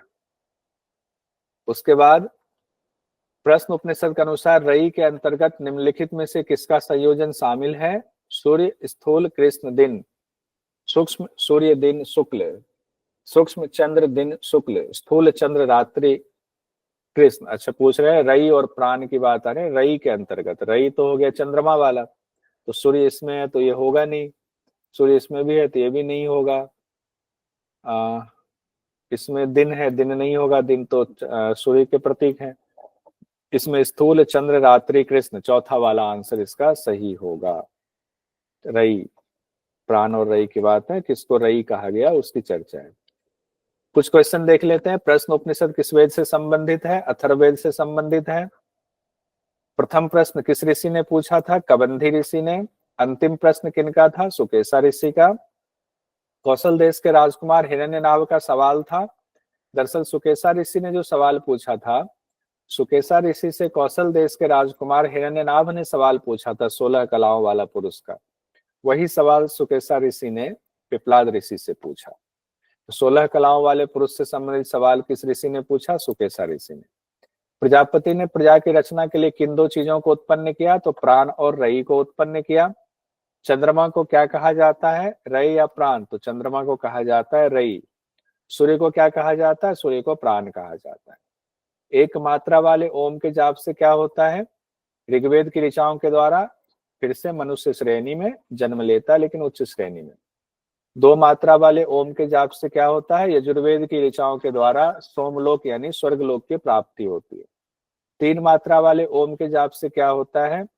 पहले तो सूर्यलोक की प्राप्ति होती है, फिर सामवेद के द्वारा ब्रह्मलोक को प्राप्त होता है।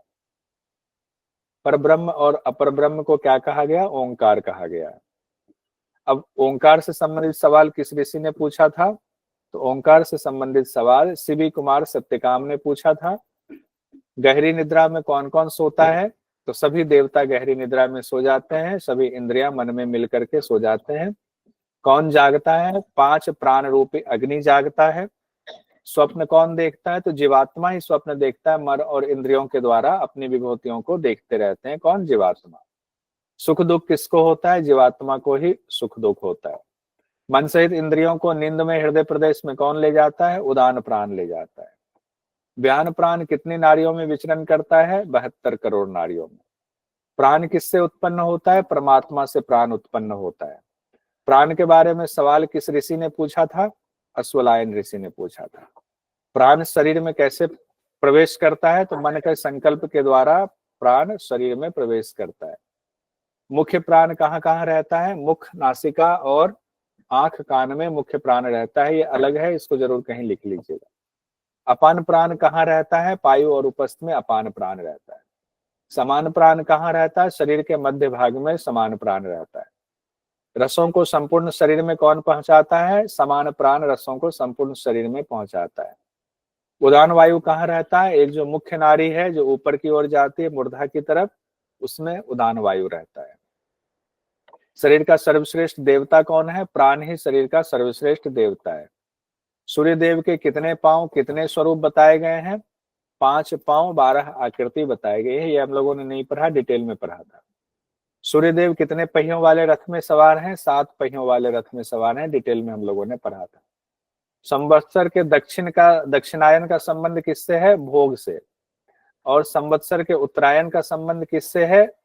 मोक्ष से। उत्तरायण मोक्ष से संबंधित है। 4 उपनिषद हम लोग पढ़ चुके हैं। 5वां मुख्य उपनिषद है हमारा मुंडक उपनिषद। 5वें मुख्य उपनिषद पर हम लोग आते हैं। मुंडक उपनिषद लिया गया है अथर्ववेद की सौनकी शाखा से लिया गया है मुंडक उपनिषद। इसमें कुल मंत्रों की संख्या है 64। 64 मंत्र है, 64 मंत्र हैं। किसमें? मुंडक उपनिषद में। मुंडक उपनिषद 3 भागों में बांटा है, यानी 3 मुंडक अध्याय को भी मुंडक कहा गया है। और हर मुंडक में 2-2 खंड हैं। प्रथम मुंडक, द्वितीय मुंडक, तृतीय मुंडक, और तीनों मुंडक में 2-2 खंड हैं। तो 6 खंड में पूरा बटा हुआ है। मुंडक का क्या अर्थ होता है? कटा हुआ सिर या मुंडन किया हुआ। ऐसा ज्ञान जो आपकी अविद्या का मुंडन कर दे या उसको काट के हटा दे, उसी को मुंडक कहा जाता है। तो इसीलिए मुंडक उपनिषद कहा गया है। क्या क्या इंपॉर्टेंट है परीक्षा की दृष्टि से? पराविद्या और अपराविद्या की चर्चा मुंडक उपनिषद में की गई है। इसे ही ब्रह्म विद्या हेतु 2 उपागम भी कहा गया है कि ब्रह्म विद्या के 2 उपागम क्या है? पराविद्या और अपराविद्या। साथ ही अग्नि की 7 जिह्वा की चर्चा है, उनके नाम बताए गए हैं। इससे भी क्वेश्चन आता है। सृष्टि की उत्पत्ति के क्रम से क्वेश्चन आता है, पूछा जाता है। और ब्रह्म विद्या को सभी विद्याओं का आधार कहा गया है।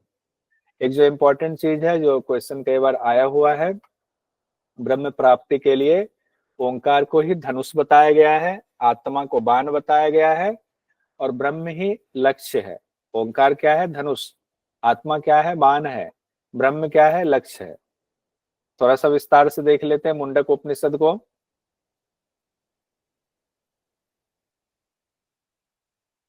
कहा गया है ओम ब्रह्मा देवानां प्रथमः संबभूवः विश्वस्य कर्ता भुवनस्य गोप्ता स ब्रह्म विद्याम सर्व विद्या प्रतिष्ठाम थर्वाय। अथर्वाय की बात है। ज्येष्ठ पुत्राय प्राहु। कहते हैं संपूर्ण विश्व के रचयिता, सभी लोगों की रक्षा करने वाले ब्रह्मा जी सभी देवताओं में सबसे पहले प्रकट हुए।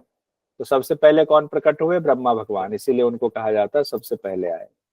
उन्होंने सबसे पहले बड़े पुत्र अथर्वा को सभी विद्याओं की आधारभूता विद्या यानी ब्रह्म विद्या का उपदेश दिया। तो सबसे पहले ब्रह्मा जी ने ब्रह्म विद्या का उपदेश किसको दिया? अथर्वा ऋषि को दिया।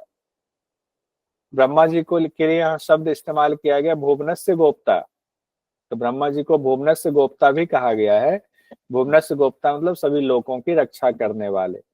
अब यहाँ जो एग्जाम की दृष्टि से महत्वपूर्ण है कि ब्रह्म ज्ञान कैसे आम लोगों तक पहुंचा, तो ब्रह्मा भगवान ने सबसे पहले ज्ञान दिया अपने पुत्र अथर्वा को। अथर्वा ने अंगी ऋषि को ज्ञान दिया। अंगी ऋषि ने भरद्वाज गोत्र के सत्यवाह को ज्ञान दिया। सत्यवाह ने फिर जो है इसी विद्या को अंगिरा नामक ऋषि को बताया। अंगिरा ऋषि तक हम पहुंच गए। यहाँ अंगी ऋषि अलग हैं, अंगिरा ऋषि अलग हैं। अब इस उपनिषद में यानी मुंडक उपनिषद में उसी ब्रह्म विद्या का ज्ञान अंगिरा ऋषि ने शौनक ऋषि को दिया है। यानी इस उपनिषद में जो चर्चा है वो अंगिरा ऋषि और शौनक ऋषि के बीच में संवाद है। तो मुंडक उपनिषद में अंगिरा ऋषि शौनक ऋषि के बीच में संवाद है। अंगिरा ऋषि गुरु हैं, शौनक ऋषि शिष्य हैं, ये भी ध्यान रखने वाली बात है। शौनक ऋषि के बारे में कहते हैं कि शौनक ऋषि उस समय बहुत बड़ा एक गुरुकुल था, ऋषिकुल था, उसके अधिष्ठाता थे। और उस ऋषिकुल में हजारों छात्र पढ़ते थे और उनके गुरु का नाम था अंगिरा ऋषि। तो शौनक ऋषि अंगिरा ऋषि के पास ब्रह्म विद्या से संबंधित जिज्ञासा लेकर पहुंचे थे और फिर वो सवाल पूछ रहे हैं। उन्हीं सवाल का जवाब अंगिरा ऋषि दे रहे हैं। किनके सवाल का जवाब? शौनक ऋषि के सवाल का जवाब। तो सवाल है, शौनक ऋषि पूछते हैं किसको जान लेने पर सब कुछ जाना हुआ होता है? तो अंगिरा ऋषि कहते हैं ब्रह्म को जानने वाले कहते हैं कि 2 विद्या जानने योग्य है। ये एग्जाम की दृष्टि से महत्वपूर्ण है। इसी को जान लेने पर सब कुछ जाना हुआ है। कौन सी 2 विद्या है? तो कहते हैं पराविद्या और अपराविद्या। पहले अपराविद्या के बारे में बताते हैं, फिर पराविद्या के बारे में बताएंगे। तो अपराविद्या क्या है, पराविद्या क्या है? तो कहते हैं अपराविद्या है चारों वेद, ऋग्वेद, यजुर्वेद, सामवेद, अथर्ववेद, और इन वेदों के चारों वेदों के 6 अंग हैं। शिक्षा, कल्प, व्याकरण, निरुक्त, छंद और ज्योतिष, इनका ज्ञान अपराविद्या है। तो अपराविद्या में सब शामिल हो गया। फिर पराविद्या क्या है? तो जिसके द्वारा परब्रह्म अविनाशी परमात्मा का तत्व ज्ञान प्राप्त होता है, वह पराविद्या है। यानी कि पराविद्या का ज्ञान भी वेदों में ही है, इसीलिए उतने अंश को छोड़ करके अन्य सब वेद और वेदांग को अपराविद्या समझें। विद्वानों का कहना है कि इसमें जो ब्रह्म ज्ञान है उसको हटा दें, उसके अलावे जो जो बचा वो अपराविद्या है, और ब्रह्म ज्ञान जो है वो पराविद्या हो जाएगा। अब जब इसी में बात आई है कि वेद के 6 अंग हैं, अगर आपसे पूछे कि वेद के 6 अंगों की चर्चा कहाँ पर है, मुंडक उपनिषद में है। कौन से 6 अंग हैं? शिक्षा, कल्प, व्याकरण, निरुक्त, छंद और ज्योतिष। शिक्षा, कल्प, व्याकरण, निरुक्त, छंद और ज्योतिष। तो वेद भगवान को अगर मान ले एक स्वरूप में, तो शिक्षा को वेद भगवान का नाक कहा गया है, कल्प को हाथ कहा गया है, व्याकरण को मुख कहा गया है, निरुक्त को कान कहा गया है, छंद को पैर कहा गया है, ज्योतिष आंख है उस वेद के। तो वेद के ज्योतिष क्या है? आंख। छंद क्या है? पैर। निरुक्त क्या है? कान। व्याकरण क्या है? मुख। कल्प क्या है? हाथ। शिक्षा क्या है? नाक। अब शिक्षा से क्या तात्पर्य है? वेदों का पाठ यानी उसके यथार्थ उच्चारण की विधि का उपदेश शिक्षा है। कल्प के बारे में कहा गया, जिसमें यज्ञ आदि की विधि बताई गई है, उसे कल्प कहते हैं, मोटा मोटा जानते हैं। व्याकरण क्या है? शब्द आदि के अर्थ और उसके प्रयोग के जो नियम है वो व्याकरण की श्रेणी में आएगा। निरुक्त क्या है? वैदिक शब्दों का जो कोश है, यानी डिक्शनरी जिसको कह सकते हैं, इसमें पर्यायवाची शब्द है, एक शब्द के बदले और भी कई शब्द, वो निरुक्त है। छंद है वैदिक छंदों की रचना का ज्ञान, जो जिस तरीके से मंत्रों को लिखा जाता है, लिखने का एक स्टाइल, रचना, उसका ज्ञान छंद है। ज्योतिष क्या है? ग्रह नक्षत्रों की स्थिति, गति और हमारे जीवन पर उसका क्या असर पड़ता है ग्रह नक्षत्रों का, वो ज्योतिष है। इस तरह से 6 अंग बताए गए हैं। छंद को वेदों का पाद, कल्प को हाथ, ज्योतिष को नेत्र, निरुक्त को कान, शिक्षा को नाक, व्याकरण को मुख कहा गया। ये हम लोगों ने देख लिया। अब अंगिरा ऋषि बताते हैं कि ब्रह्म कैसे हैं, ब्रह्म की क्या विशेषता है, क्या विशेषता नहीं है, इसकी चर्चा आई है। कहते हैं वो जानने में ना आने वाले हैं। कौन? ब्रह्म। पकड़ने में भी नहीं आते हैं, गोत्र आदि से रहित हैं, वर्ण उनका है नहीं, नेत्र कान से रहित हैं, हाथ पैर से रहित हैं। विशेषता क्या है? वे नित्य है, विभु है, सर्वव्यापी है, सर्वगतम है, हर जगह है, अत्यंत सूक्ष्म है, अविनाशी है। ये विशेषता है उस ब्रह्म की। उस ब्रह्म से जगत कैसे उत्पन्न हुआ है? शौनक ऋषि के इस सवाल पर कहते हैं उनके गुरु अंगिरा ऋषि, जैसे मकड़ी अपने जाल को बनाती है, फिर मकड़ी अपने जाल को निगल जाती है, तो उन्होंने एक तरह से सृष्टि की रचना की, फिर उसको खत्म कर लिया। जैसे पृथ्वी से नाना प्रकार की औषधि उत्पन्न होती है, जीवित मनुष्य से केश रोए उत्पन्न होते हैं, वैसे ही ब्रह्म से पूरा ये विश्व ब्रह्मांड उत्पन्न हुआ है। उसके बाद प्रथम मुंडक का द्वितीय खंड हम लोग देखते हैं। इसमें अपराविद्या के स्वरूप और उसके फल की चर्चा विस्तार से बताई गई है। तो यहीं पर 3 वेद की चर्चा है, जिसको कहा गया है वेद त्रय। तो वेद त्रय में ऋग्वेद, यजुर्वेद, सामवेद आता है। वेद त्रय में अथर्ववेद नहीं आता है। ये भी कई बार एग्जाम में हो सकता है कि पूछते हैं, तो ध्यान रखिएगा। वेद त्रय में ऋग्वेद, यजुर्वेद, सामवेद आता है। अब जो अग्नि की 7 जिह्वा की चर्चा है, उसकी नाम उसका देख लेते हैं कि जब आप यज्ञ में आहुति दे रहे होते हैं, तो उस समय जो अग्नि की लपटें उठती हैं, उसके 7 नाम बताए गए। अग्नि की 7 लपलपाती हुई जिह्वा होती है, उन 7 जिह्वा को देवी के नाम से संपादित किया गया है। उनका नाम है काली, कराली, मनोजवा, सुलोहिता, सुधूम्र वर्णा, स्फुलिंगिनी और विश्वरुचि देवी। यानी जो अग्नि में से लपटें उठ रही हैं वो साधारण नहीं है, वो साक्षात देवी हैं। कौन सी देवी? काली, कराली, मनोजवा, सुलोहिता, सुधूम्र वर्णा, स्फुलिंगिनी, विश्वरुचि। इस तरह से 6 देवी के नाम हैं। एग्जाम में ये पूछ दिया जाता है। तो जो नियम पूर्वक यज्ञ करते हैं, अग्निहोत्र करते हैं, सूर्य की किरणें बनकर देवताओं के स्वामी इंद्र के पास उनको पहुंचा दिया जाता है मृत्यु के बाद, यानी अग्निहोत्र से स्वर्ग के सुखों की प्राप्ति होती है। कठोपनिषद में भी इसी अग्नि विद्या की चर्चा थी। स्वर्ग की बात तो हमने देख लिया, अब कल्याण मार्ग की बात करते हैं जो यहाँ इंपॉर्टेंट है परीक्षा की दृष्टि से, उस पर आते हैं। कहते हैं जो यज्ञ है ये नौका की तरह है, यानी यज्ञ जो हमने किया हुआ अग्नि विद्या वगैरह, यहाँ यज्ञ रूपी 18 नौकाओं की चर्चा है। अंगिरा ऋषि कहते हैं कि ये नौकाएं दृढ़ नहीं है, यानी जो यज्ञ कर रहे हैं वो दृढ़ नहीं है। वो भी हो सकता है कि नौका टूट जाए और आपकी नैया डूब जाए। क्यों है? क्योंकि ये सकाम कर्म की श्रेणी में आता है, क्योंकि आपकी इच्छाएं है, आप कुछ प्राप्त करना चाह रहे हैं। तो ये कल्याण का मार्ग नहीं है, ये तो मृत्यु के चक्र में बांधने वाला मार्ग है। हो सकता है कुछ समय के लिए आपको स्वर्ग की प्राप्ति हो जाए। ऐसे लोग स्वर्ग के साधन को अपना करके अपने आप को कृतार्थ मान बैठते हैं, तो ऐसा नहीं है। विषयों से आसक्ति के कारण मोक्ष मार्ग को प्राप्त नहीं होते हैं ऐसे लोग जो यज्ञ करके स्वर्ग की प्राप्ति करना चाहते हैं। जब उनका पुण्य नष्ट हो जाता है तो फिर वो नीचे के लोक में आकर गिरते हैं। उसके बाद कहते हैं इष्ट और पुर्त कर्म को श्रेष्ठ मानने वाले भी मूर्ख हैं। जो ये सोचते हैं कि हम यज्ञ वगैरह करते हैं तो यही श्रेष्ठ है, ऐसा नहीं है। कुआं खुदवा दिया, सराय आदि खुदवा दिया लोगों के लिए अपना नाम कमाने के लिए, तो वो भी मूर्ख हैं, उनको भी मोक्ष की प्राप्ति नहीं होती है। अब अनासक्त कर्म करने वालों, निष्काम कर्म करने वालों को मोक्ष की प्राप्ति होती है। उसके बारे में कहते हैं जो अनासक्त साधक हैं, जो ईश्वर इच्छा से वन में रहने चले जाते हैं, शांत स्वभाव वाले हैं। इसको ध्यान दीजिएगा एग्जाम की दृष्टि से। जो अनासक्त हैं, जो ईश्वर इच्छा से वन में रहने चले जाते हैं, शांत स्वभाव वाले हैं, भिक्षा से काम चलाते हैं, तप श्रद्धा का सेवन करते हैं, सन्यासी की बात हो रही है। वे रजोगुण से रहित होकर सूर्य के मार्ग से वहां चले जाते हैं जहां अमृतमयी नित्य परम पुरुष रहते हैं, यानी परमात्मा के धाम में जाते हैं, यानी मोक्ष को प्राप्त कर लेते हैं। तो ये 4 लाइन बहुत इंपॉर्टेंट है। अनासक्त वन में रहने चले जाते हैं, शांत स्वभाव, भिक्षा से काम चलाते हैं, तप श्रद्धा का सेवन करते हैं, उनको मोक्ष की प्राप्ति मिलती है। अब है उस रास्ते पर जाने के लिए क्या करना चाहिए। कहते हैं इस लोक के सभी सुखों को भली भांति परीक्षा करके जब वैराग्य होने लग जाए, ऐसा नहीं कि आप आज हैं और आप जंगल में चले गए, आपको नहीं होगी वैराग्य की प्राप्ति, मोक्ष की प्राप्ति।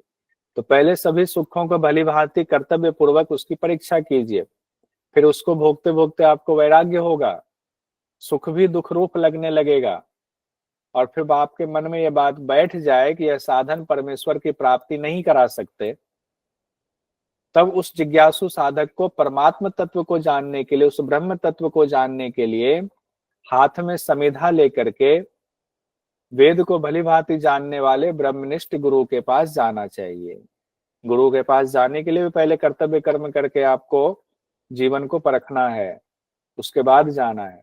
फिर गुरु का क्या कर्तव्य होगा, तो कहते हैं अब जो वो जिज्ञासु शांत चित्त इंद्रियों को समन करके आया हुआ है योग्य शिष्य, उसको देख करके गुरु उसे ब्रह्म विद्या का तत्व से उपदेश दें, ताकि वह शिष्य उस ब्रह्म विद्या को जान पाए, उस अविनाशी अक्षर को जान पाए। उसके बाद अंगिरा ऋषि अपने शिष्य शौनक ऋषि से कहते हैं कि जिस प्रकार प्रज्वलित अग्नि में उसी के जैसी हजारों चिंगारियां नाना प्रकार से प्रकट होती हैं, उसी प्रकार अविनाशी ब्रह्म से नाना भाव उत्पन्न होते हैं और उसी में विलीन हो जाते हैं।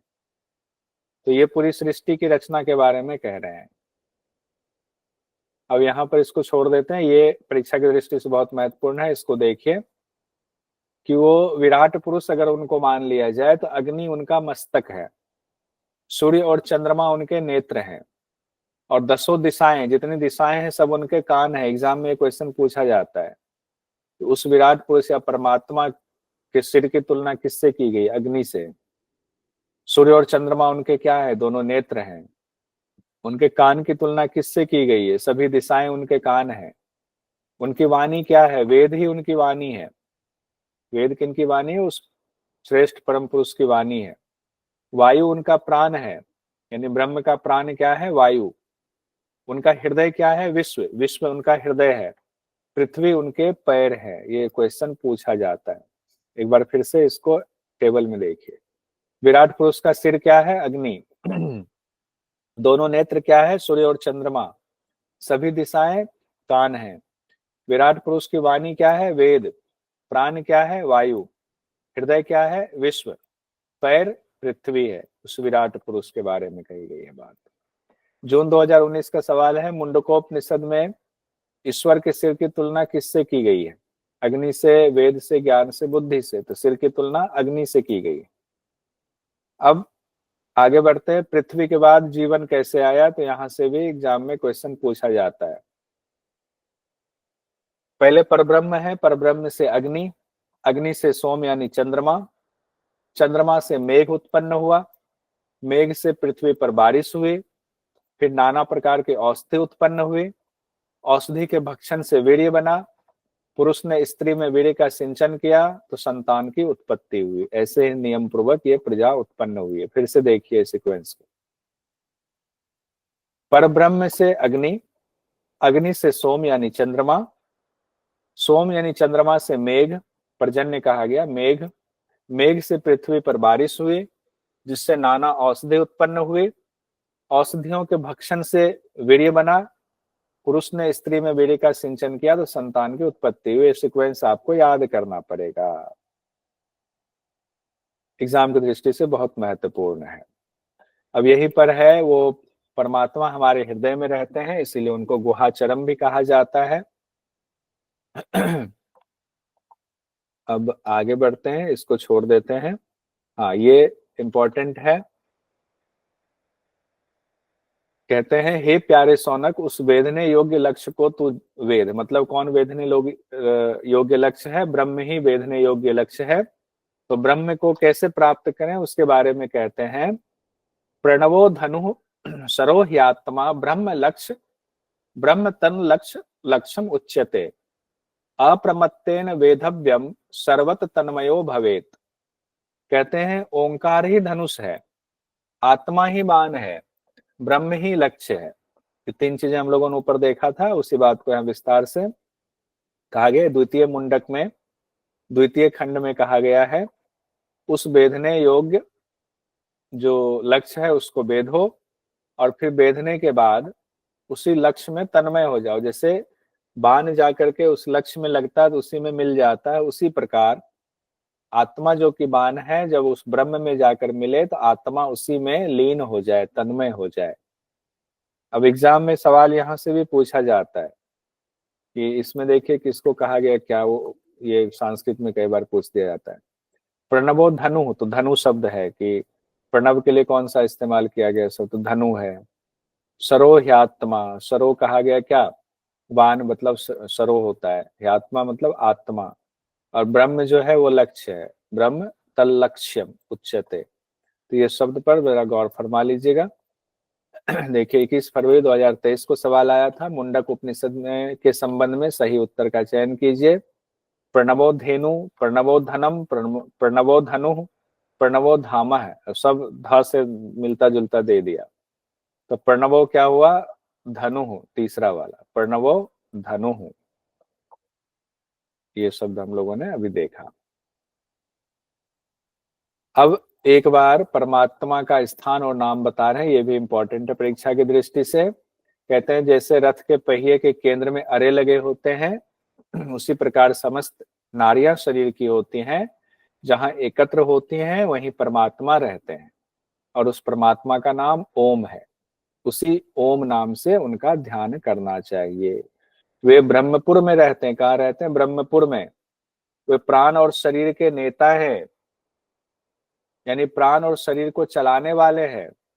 धीर यानी बुद्धिमान मनुष्य विज्ञान के द्वारा उनको प्रत्यक्ष कर लेते हैं, और जब प्रत्यक्ष कर लेते हैं तो क्या होता है? पुरुषोत्तम को तत्व से जान लेने पर हृदय की गांठ खुल जाती है, सारे संशय मिट जाते हैं, शुभ अशुभ कर्म सारे छीन हो जाते जितने किए हुए उनके। अब हम लोग तृतीय मुंडक में पहुंच गए हैं। आत्मा परमात्मा का संबंध बता रहे हैं कि जीवात्मा जो है परमात्मा, उनका संबंध कैसा है? कहते हैं द्वा सुपर्णा सयोजा सखाया समानम वृक्षम परिस्वजाते, कि दोनों एक साथ रहने वाले हैं। कौन? जीवात्मा परमात्मा। दोनों सखा भी हैं साथ में, सुपर्णा है, दोनों पक्षी हैं, एक ही वृक्ष पर रहने वाले हैं। फिर भी दोनों में से एक क्या होता है? जीवात्मा क्या होता है? सुख में लग जाता है। दोनों उस एक पीपल वृक्ष पर दोनों ही हैं, जीवात्मा भी परमात्मा भी। जीवात्मा क्या करता है? उस पीपल वृक्ष का स्वाद लेने लगता है, कभी पत्तों का, कभी टहनियों का। तो उसको क्या होता है, जब स्वाद लेता है तो कभी अच्छा कभी बुरा स्वाद होता है, तो इसीलिए उसको जो है कभी दीनता का अनुभव करता है, कभी मोहित होता है, कभी सुख होता है, कभी दुख होता है, कभी रोता है, कभी हंसता है। और जो परमात्मा है वो वृक्ष पर बैठे हुए हैं, कुछ ना खाते ना स्वाद लेते, वो सिर्फ देखते रहते हैं कि कब जो है पहला वाला हमारा साथी यानी जीवात्मा कब इन सुखों से हट करके वैराग्य होगा, कर हमारी तरफ देखेगा तो हम इसको दर्शन देंगे, अपने साथ मिलाएंगे। तो जब कभी किसी संयोग से, या तो गुरु से, या पूर्व जन्म के किसी प्रताप से, या परमेश्वर की दया से, जब भोगते जो भोगते वैराग्य हो जाता है उस परमेश्वर की शक्ति का प्रत्यक्ष कर लेते हैं, तो वह शोक रहित हो जाता है। तब उनको ब्रह्म का दर्शन होता है। अब यहाँ पर देखते हैं, बहुत इंपॉर्टेंट है, उनकी प्राप्ति के क्या साधन बताए गए हैं मुंडक उपनिषद में। कहते हैं वह आत्मा शरीर के भीतर ही विराजमान है, उनको सत्य से आप प्राप्त कर सकते हो, तप से प्राप्त कर सकते हो, ब्रह्मचर्य से प्राप्त कर सकते हो, सम्यक ज्ञान से प्राप्त कर सकते हो। ये चार चीजें बताई गई हैं, सत्य से, तप से, ब्रह्मचर्य से, सम्यक ज्ञान से। और जब ये करेंगे आप तो आपके सारे दोष छीन होते हैं, अपने आप वो प्राप्त हो जाते हैं। ये भी बहुत इंपॉर्टेंट है। सत्यमेव जयति नानृतम सत्येन पंथा विततो देवयानः येन कर्मन्त्युषयो ह्याप्त कामा यत्र तत्र सत्यस्य परमम निधानम। तृतीय मुंडक का प्रथम खंड मंत्र संख्या 6 है। सत्यमेव जयते वाला हम लोगों ने पढ़ा हुआ है ना पहले, आदर्श वाक्य है हमारा। सत्य की ही विजय होती है, झूठ की नहीं होती है, क्योंकि वह देवयान नामक मार्ग सत्य से परिपूर्ण है, जिससे पूर्ण काम ऋषि लोग गमन करते हैं, वह परमात्मा का धाम है। यहाँ से मान लीजिए कभी आ जाए सत्यमेव जयति जयति शब्द जो है आदर्श वाक्य किस उपनिषद से लिया गया है, तो यह मुंडक उपनिषद से लिया गया है। अब सवाल आता है कि जब वह परमात्मा सबके हृदय में रहते हैं, चोर के में भी हैं, संत में भी हैं, तो सब क्यों नहीं देख पाते हैं? तो उसका कारण, उसका रीजन बताते हुए कहते हैं प्राणियों का संपूर्ण चित्त प्राणों से व्याप्त है, जिसके विशुद्ध होने पर भी वह जीवात्मा इतना समर्थ होता है कि परमात्मा को देख पाए। यानी जब संपूर्ण चित्त में वो विशुद्धि आप ले आएंगे, तभी आप सामर्थ्यवान होंगे अपने अंदर देखने के। विशुद्ध होने पर ही वह जीवात्मा इतना समर्थ हो पाता है कि वो परमात्मा को देख पाता है, नहीं तो पत्तों में ही, उस पेड़ में ही छिपा हुआ वो देख ही नहीं पाता है। क्योंकि अगर चित्त पूरी तरह से शुद्ध ना हो तो जीवात्मा जिस जिस लोक का चिंतन करती है, भोगों की कामना करती है, उसको प्राप्त करता जाता है, वहीं उलझा रहता है। इसीलिए ऐश्वर्य की कामना करने वाले मनुष्य को क्या चाहिए कि शरीर से भिन्न आत्मा को जानने वाले विवेकी पुरुष की सेवा पूजा करे। वो उपाय बताएंगे, तब आपको प्राप्ति होगी उस परमात्मा की। अब अंगिरा ऋषि कहते हैं, ये भी इंपॉर्टेंट है, यहाँ से क्वेश्चन पूछा जाता है, यह आत्मा बलहीन द्वारा प्राप्त नहीं किया जा सकता। ये इंपॉर्टेंट मंत्र भी है। नायात्मा प्रवचनेन लभ्यो न मेधया न बहुना श्रुतेन यमे वैश वृनुते तेन लभ्या स्तस्यैष आत्मा विवृनुते तनुः स्वाम। यह आत्मा ना तो प्रवचन से, ना ही बुद्धि से, ना ही सुनने से प्राप्त हो सकता है। प्रवचन से भी नहीं होगा, बुद्धि से भी नहीं होगा, सुनने से भी नहीं होगा। वह जिसको स्वीकार कर लेता है उसके द्वारा ही प्राप्त किया जा सकता है। स्वीकार भी कैसे करेंगे? जब तक आपका चित्त स्थिर नहीं होगा, शुद्ध नहीं होगा, तब तक प्राप्त नहीं कर सकते हैं, तब तक वो स्वीकार ही नहीं करेंगे। तब परमात्मा उसके लिए अपने यथार्थ स्वरूप को प्रकट कर देते हैं। उसके बाद देखिए यहाँ कहा गया है अगले मंत्र में, नायात्मा बलहीनेन लभ्यो नाचा प्रमादात तपसो वाप्य लिंगात। अब ये क्वेश्चन पूछा गया, आत्मा बलहीन के द्वारा प्राप्त नहीं होती है, ना ही धन संपदा परिवार के विषयों में लिप्त रहने वाले को होती है, ना तपस्या में रत संन्यास रहित व्यक्ति को प्राप्त होती है। लेकिन जो बुद्धिमान साधक बलवान होकर प्रमाद रहित होकर के प्रयत्न करता है, बलवान से यहाँ नहीं शरीर में बहुत ताकत हो, बहुत पैसा हो, नहीं, बलवान तो अंदर से होता है, प्रमाद रहित होना ही बलवान है, उसकी आत्मा ब्रह्म धाम में प्रविष्ट हो जाती है। अब इससे संबंधित क्वेश्चन देखिए पूछा गया है 21 फरवरी 2023 को, यह आत्मा बलहीन के द्वारा लभ्य नहीं है कहा गया है कठोपनिषद में, बृहदारण्यक उपनिषद में, मांडुक्य उपनिषद में, मुंडक उपनिषद में। यह आत्मा बलहीन के द्वारा लभ्य नहीं है, मुंडक उपनिषद में। आगे देखते हैं, इसको छोड़ देते हैं। हाँ, ये इंपॉर्टेंट है, ब्रह्म विद्या किसको बतानी चाहिए।